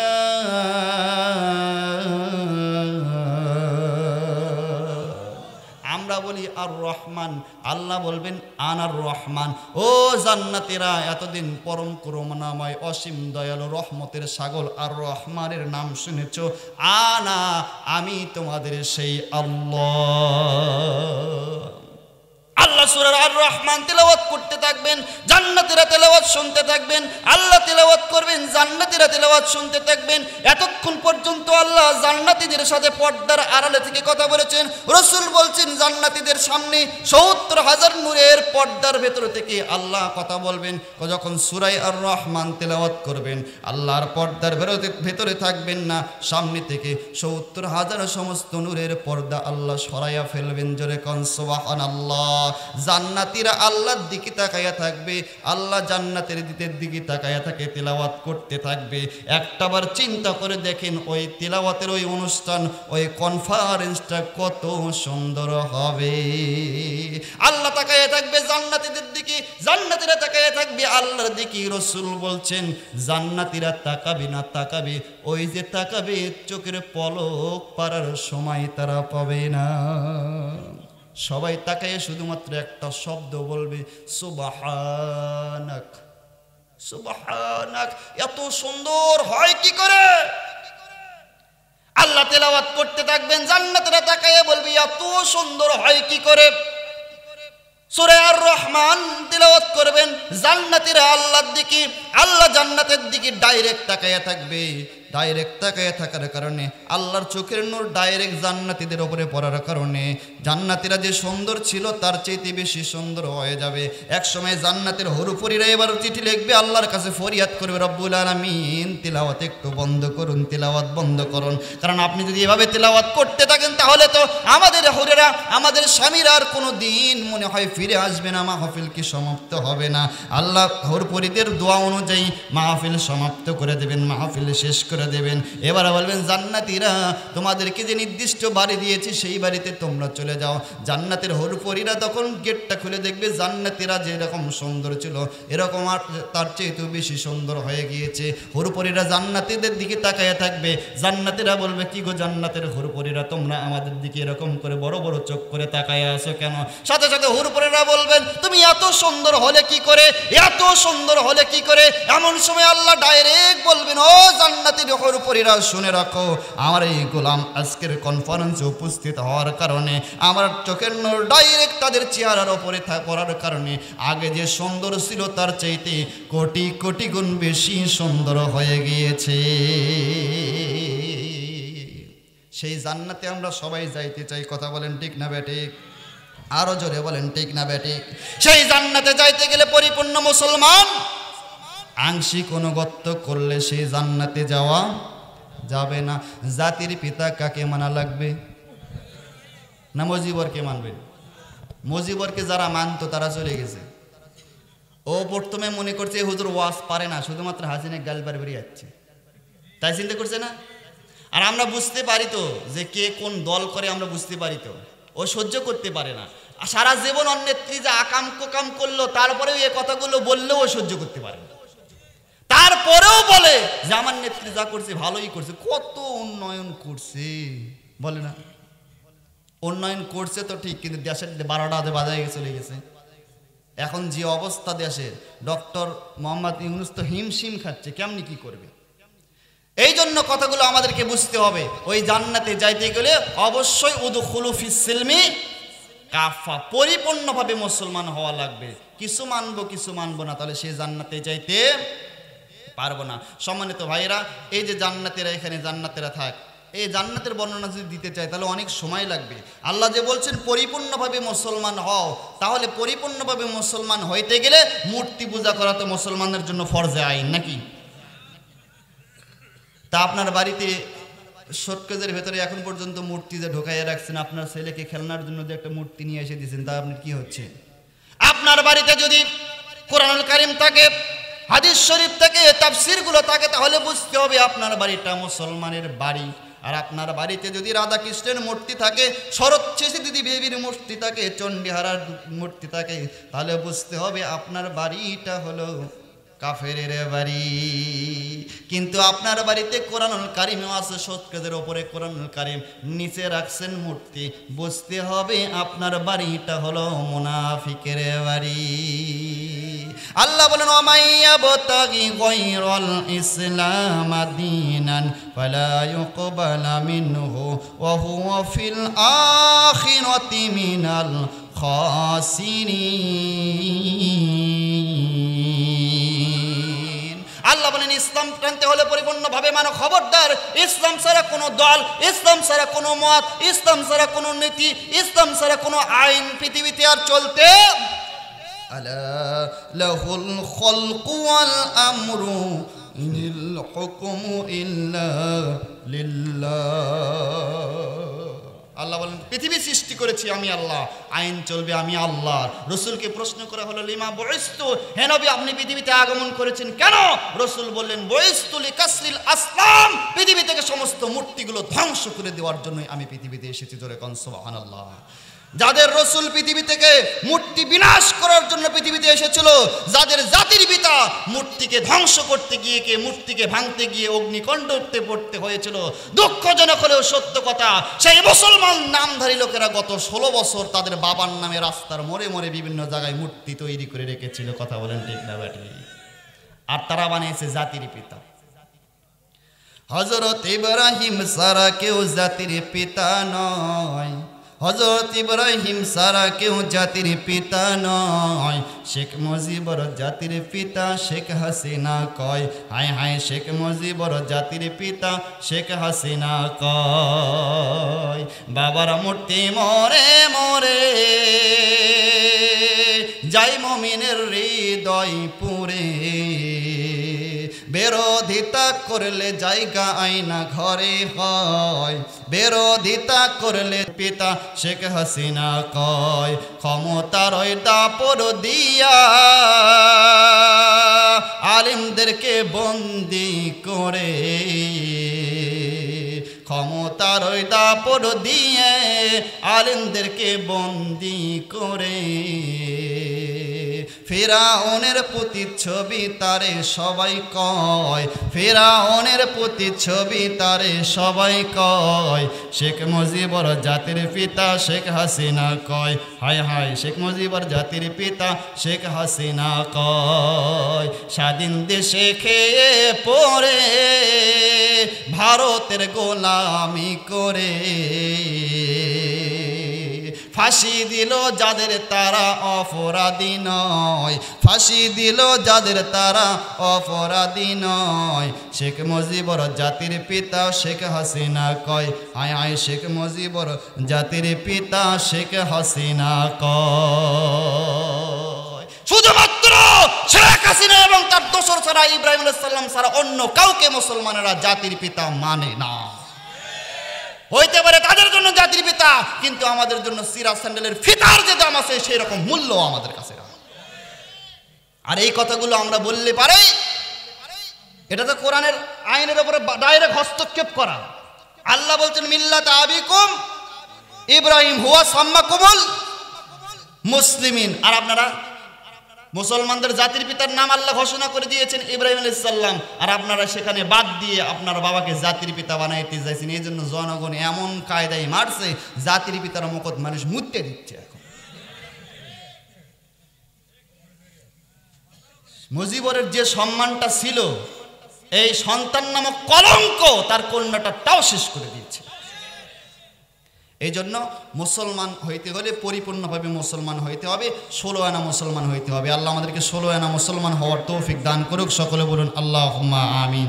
যে কথাগুলো আমি বললাম কোরআন এবং হাদিস থেকেই বলার চেষ্টা করেছি। আল্লাহ আমাদেরকে তৌফিক দান করুক। ওই যে জান্নাতীরা জান্নাতের ভেতরে থাক, জাহান্নামেরা জাহান্নামে যাচ্ছে। ওরা জাহান্নামে যখন যাওয়ার সময় আল্লাহ বলবে জাহান্নামে আসলো কেন? আর সময় নাই তো, 12:30 দেখছি, 12:30 বাজতে, যে আমরা কথা না বলি আজকে। এটা কি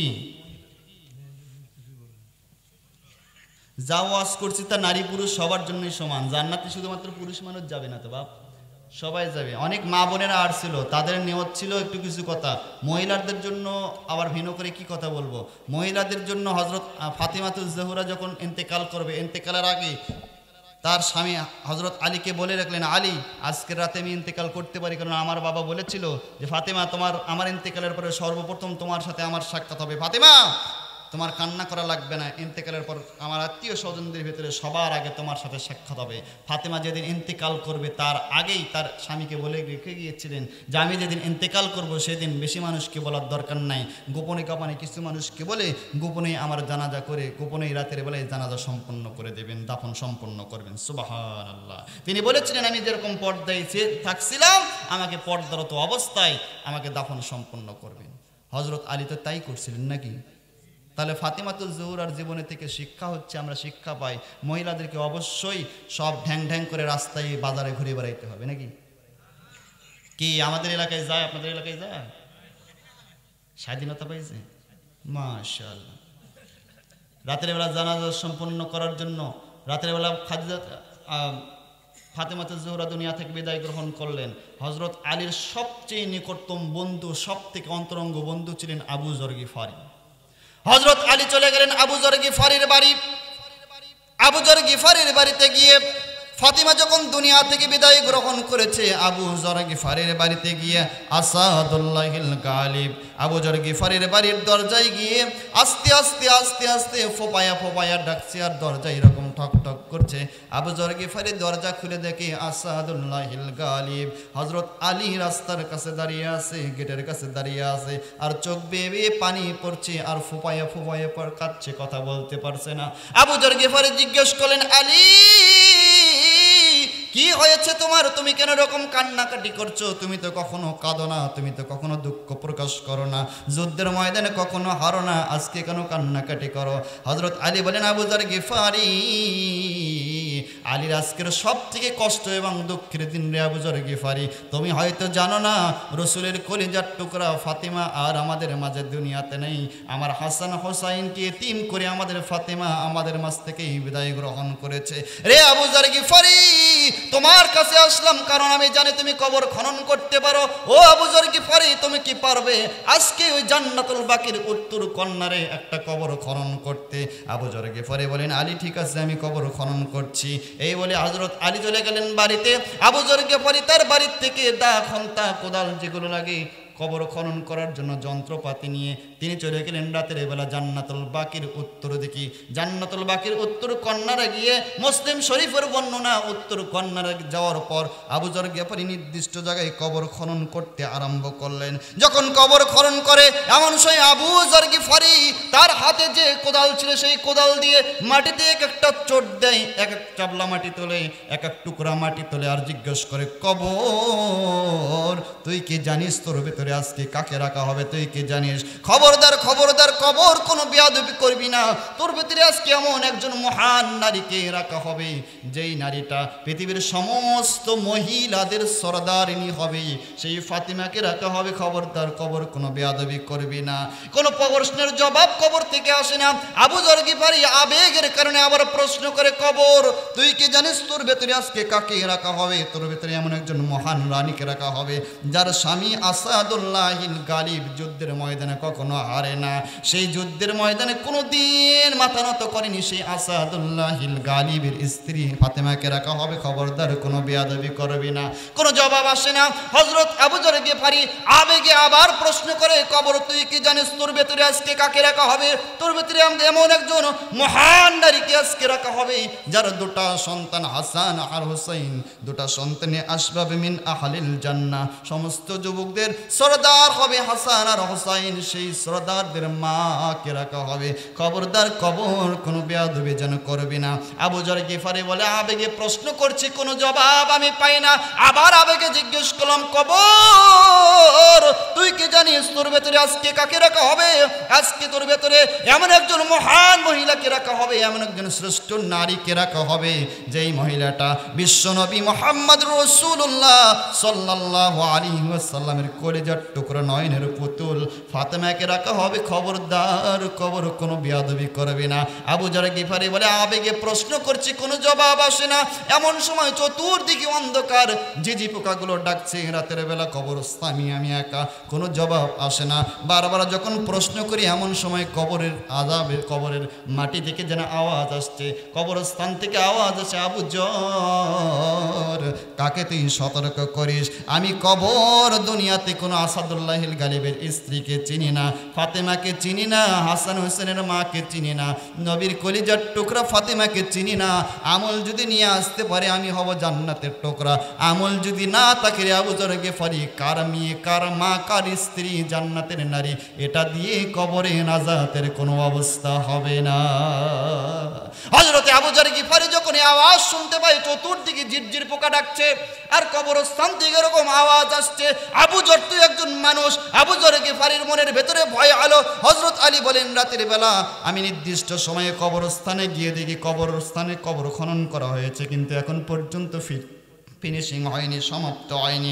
আবু যর গিফারি যখন কবরস্থান থেকে এরকম আওয়াজ পাচ্ছিল, আবু যর গিফারি ভয়ের কারণে কবরস্থানে কোদাল টোদাল ফালাইয়া দিয়ে দৌড়ে চলে গেলেন। হযরত আলী নির্দিষ্ট সময় কবরে চলে আসলেন, এসে দেখেন কবর সমাপ্ত করা হয়নি।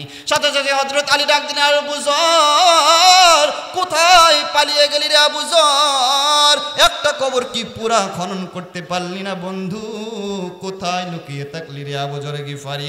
আবু যর গিফারি এক জায়গায় লুকিয়েছিলেন, কিন্তু ভয়ের কারণে তিনি কথা বলতে পারছেন না। কবরস্থান থেকে এরকম আওয়াজ শুনে হযরত আলী যখন আবু যর গিফারির খবর পাইলেন না, কবরস্থানে কয়েকজন লোককে নিয়ে জানাজা সম্পন্ন করে ফাতেমাকে পর্দার সহিত কবরে দাফন করে দেওয়া হলো। দাফন করে দেওয়ার পর আবু যর গিফারির কোনো খোঁজ নাই। 1 মাস চলে যায়, আবু যর গিফারি নাই। 2 মাস চলে যায়, আবু যর গিফারি নাই। 3 মাস নাই, 4 মাস নাই, 5 মাস নাই, 6 মাস পর হযরত আলী বলেন জান্নাতের ওই যে জান্নাতুল বাকি থেকে ওই কবরস্থান থেকে আবু যর গিফারি পালিয়ে চলে গেছে, লুকিয়ে চলে গেছে, ভয়ের কারণে চলে গেছে। এখন পর্যন্ত আর কোনোদিন খুঁজে পাওয়া যাচ্ছে না। হযরত আলী বলেন 6 মাস পর মদিনার একটা রাস্তা দিয়ে আমি যাচ্ছিলাম রাতের বেলা সন্ধ্যা রাত্রিতে। এমন সময় আমি দেখতে পাই একটা গলির ভেতর থেকে একটা পাগল সামনের দিকে দৌড়াচ্ছে, পেছন থেকে কতগুলো ছোট্ট ছোট্ট বাচ্চা তাদের হাত দিয়ে বালু নিক্ষেপ করছে আর পাগল পাগল বলে তাকে দাঁড়াচ্ছে। আমি তাকায়া দেখি ওই পাগলটা কেউ নয়, ওটাই আমার বন্ধু আবু যর গিফারি। হযরত আলী বলেন আবু যরের এই অবস্থা দেখে আমি আমার ঘোড়াকে নির্দিষ্ট একটা জায়গায় বেঁধে রেখে আটকে রেখে আমি আবু যরের কাছে চলে গেলাম। ডান হাতটা চেপে ধরে বললেন আবু যর কি হয়েছে রে আবু যর, তোর কি হয়েছে? আজকে 6টা মাস তোকে আমি খুঁজছি, মদিনায় কোনো জায়গায় খুঁজে পাচ্ছি না, তুই কেন এরকম পাগলের মতন ঘুরে বেড়াচ্ছিস? আবু যর গিফারির 2 চোখ দিয়ে দর দর করে পানি ঝরছে। আবু যর গিফারি কাঁদছে আর কাঁদছে, ফুপায়ে ফুপায়ে কাঁদছে। আলী বলেন আবু যর কি হয়েছে তোর, তুই কেন এরকম কাঁদিস, তোর হয়েছে কি? আবু যর গিফারি বলে আলী কোনো কথা বলতে পারবো না, তবে কবর কবর কবর কবর কাউকে সার দেবে না, আমল সারা কবর কাউকে সারবে না। এই 3 বার আবু যর গিফারি কবর কবর কবর বলে হযরত আলীর হাতের ওপরে আবু যর গিফারি দুনিয়ার থেকে বিদায় গ্রহণ করেছিল। তাহলে বোঝা যায় কবর কারো জন্য সার হবে না, শুধুমাত্র আমল অনুযায়ী সার পাওয়া যাবে। এই জন্য আমলটা সুন্দর করে তৈরি করতে হবে। নারী হোক, পুরুষ হোক, ছেলে হোক, মেয়ে হোক, বুড়ো হোক অথবা ছোট্ট অবস্থায় হোক, সকলকেই কবরস্থানে যেতে। আজকে হয়তো দুনিয়াতে জীবিত আছি, কালকে আমাকেও কবরে যেতে হবে, সবাইকে যেতে হবে। এই জন্য কবরস্থানে যাওয়ার পর সবাই আমাকে কবরে রেখে চলে আসবে, তবে কবরের ভেতরে যদি আমি আমল নিয়ে যাইতে পারি, সবাই আমাকে ছেড়ে চলে আসলেও কবরের ভেতরে আমার আমল আমাকে ছাড়বে না, আমার আমল আমার জন্য কবরের সাথী হবে। জোরে কোন সুবহানাল্লাহ। সেই জন্য আজকে আপনাদের এই বগুলাগাড়ি পশ্চিমপাড়া জামি মসজিদের উন্নয়ন কল্পে মাহফিল, এটা মাহফিলটা দেওয়া হয়েছে এই মসজিদকে স্থাপন করার জন্য। রাসূল বলছেন মান বানা আলিল্লাহি মাসাজিদ, যে ব্যক্তি মসজিদ তৈরির জন্য সাহায্য করবে, বানা আল্লাহু লাহু বাইতান ফিল জান্নাত, কিয়ামতের দিন আল্লাহ তার জন্য জান্নাতে একটা বালাখানা তৈরি করে জান্নাতে থাকার ব্যবস্থা করে দেবে। সুতরাং জান্নাতে আমরা সবাই যেহেতু যাইতে চাই, ওয়াদা করেছি এই কবরে আমাদের সবাইকে যেতে হবে, আমলটা সুন্দর করে উঠতে হবে। এই জন্য আমরা যেন এই মসজিদে সহযোগিতা করে জান্নাতে আমাদের স্থান করে নিতে পারি। আল্লাহ আমাদেরকে তৌফিক দান করুক। সকলে বলেন আল্লাহুম্মা আমিন। আপনারা কি কেউ কিছু দেবেন? যদি জানতে দেন, আর যদি বলেন যে দেব না, তাহলে আমরা আলোচনা শেষ করে দিয়ে আমরা এখন মোনাজাতের দিকে এগোবো ইনশাআল্লাহ। আল্লাহ আমাদেরকে কথাগুলো শুধু শোনা নয়, আমল করার তৌফিক দান করুক। অনেক মা বোনেরা এসেছিল, কিন্তু আপনাদের একটা লোক উঠবেন, আমরা তো শেষ করে দেব। 5টা মিনিট সময় আপনি দিতে পারলেন না, যে উঠবে তাকে আপনি ধরে জোর করে ধরে আস্তে করে বসায় দেবেন, উঠে যাতে না যায়। একটা লোক উঠবেন, আমরা 5 মিনিট পরেই দোয়া করবো ইনশাআল্লাহ।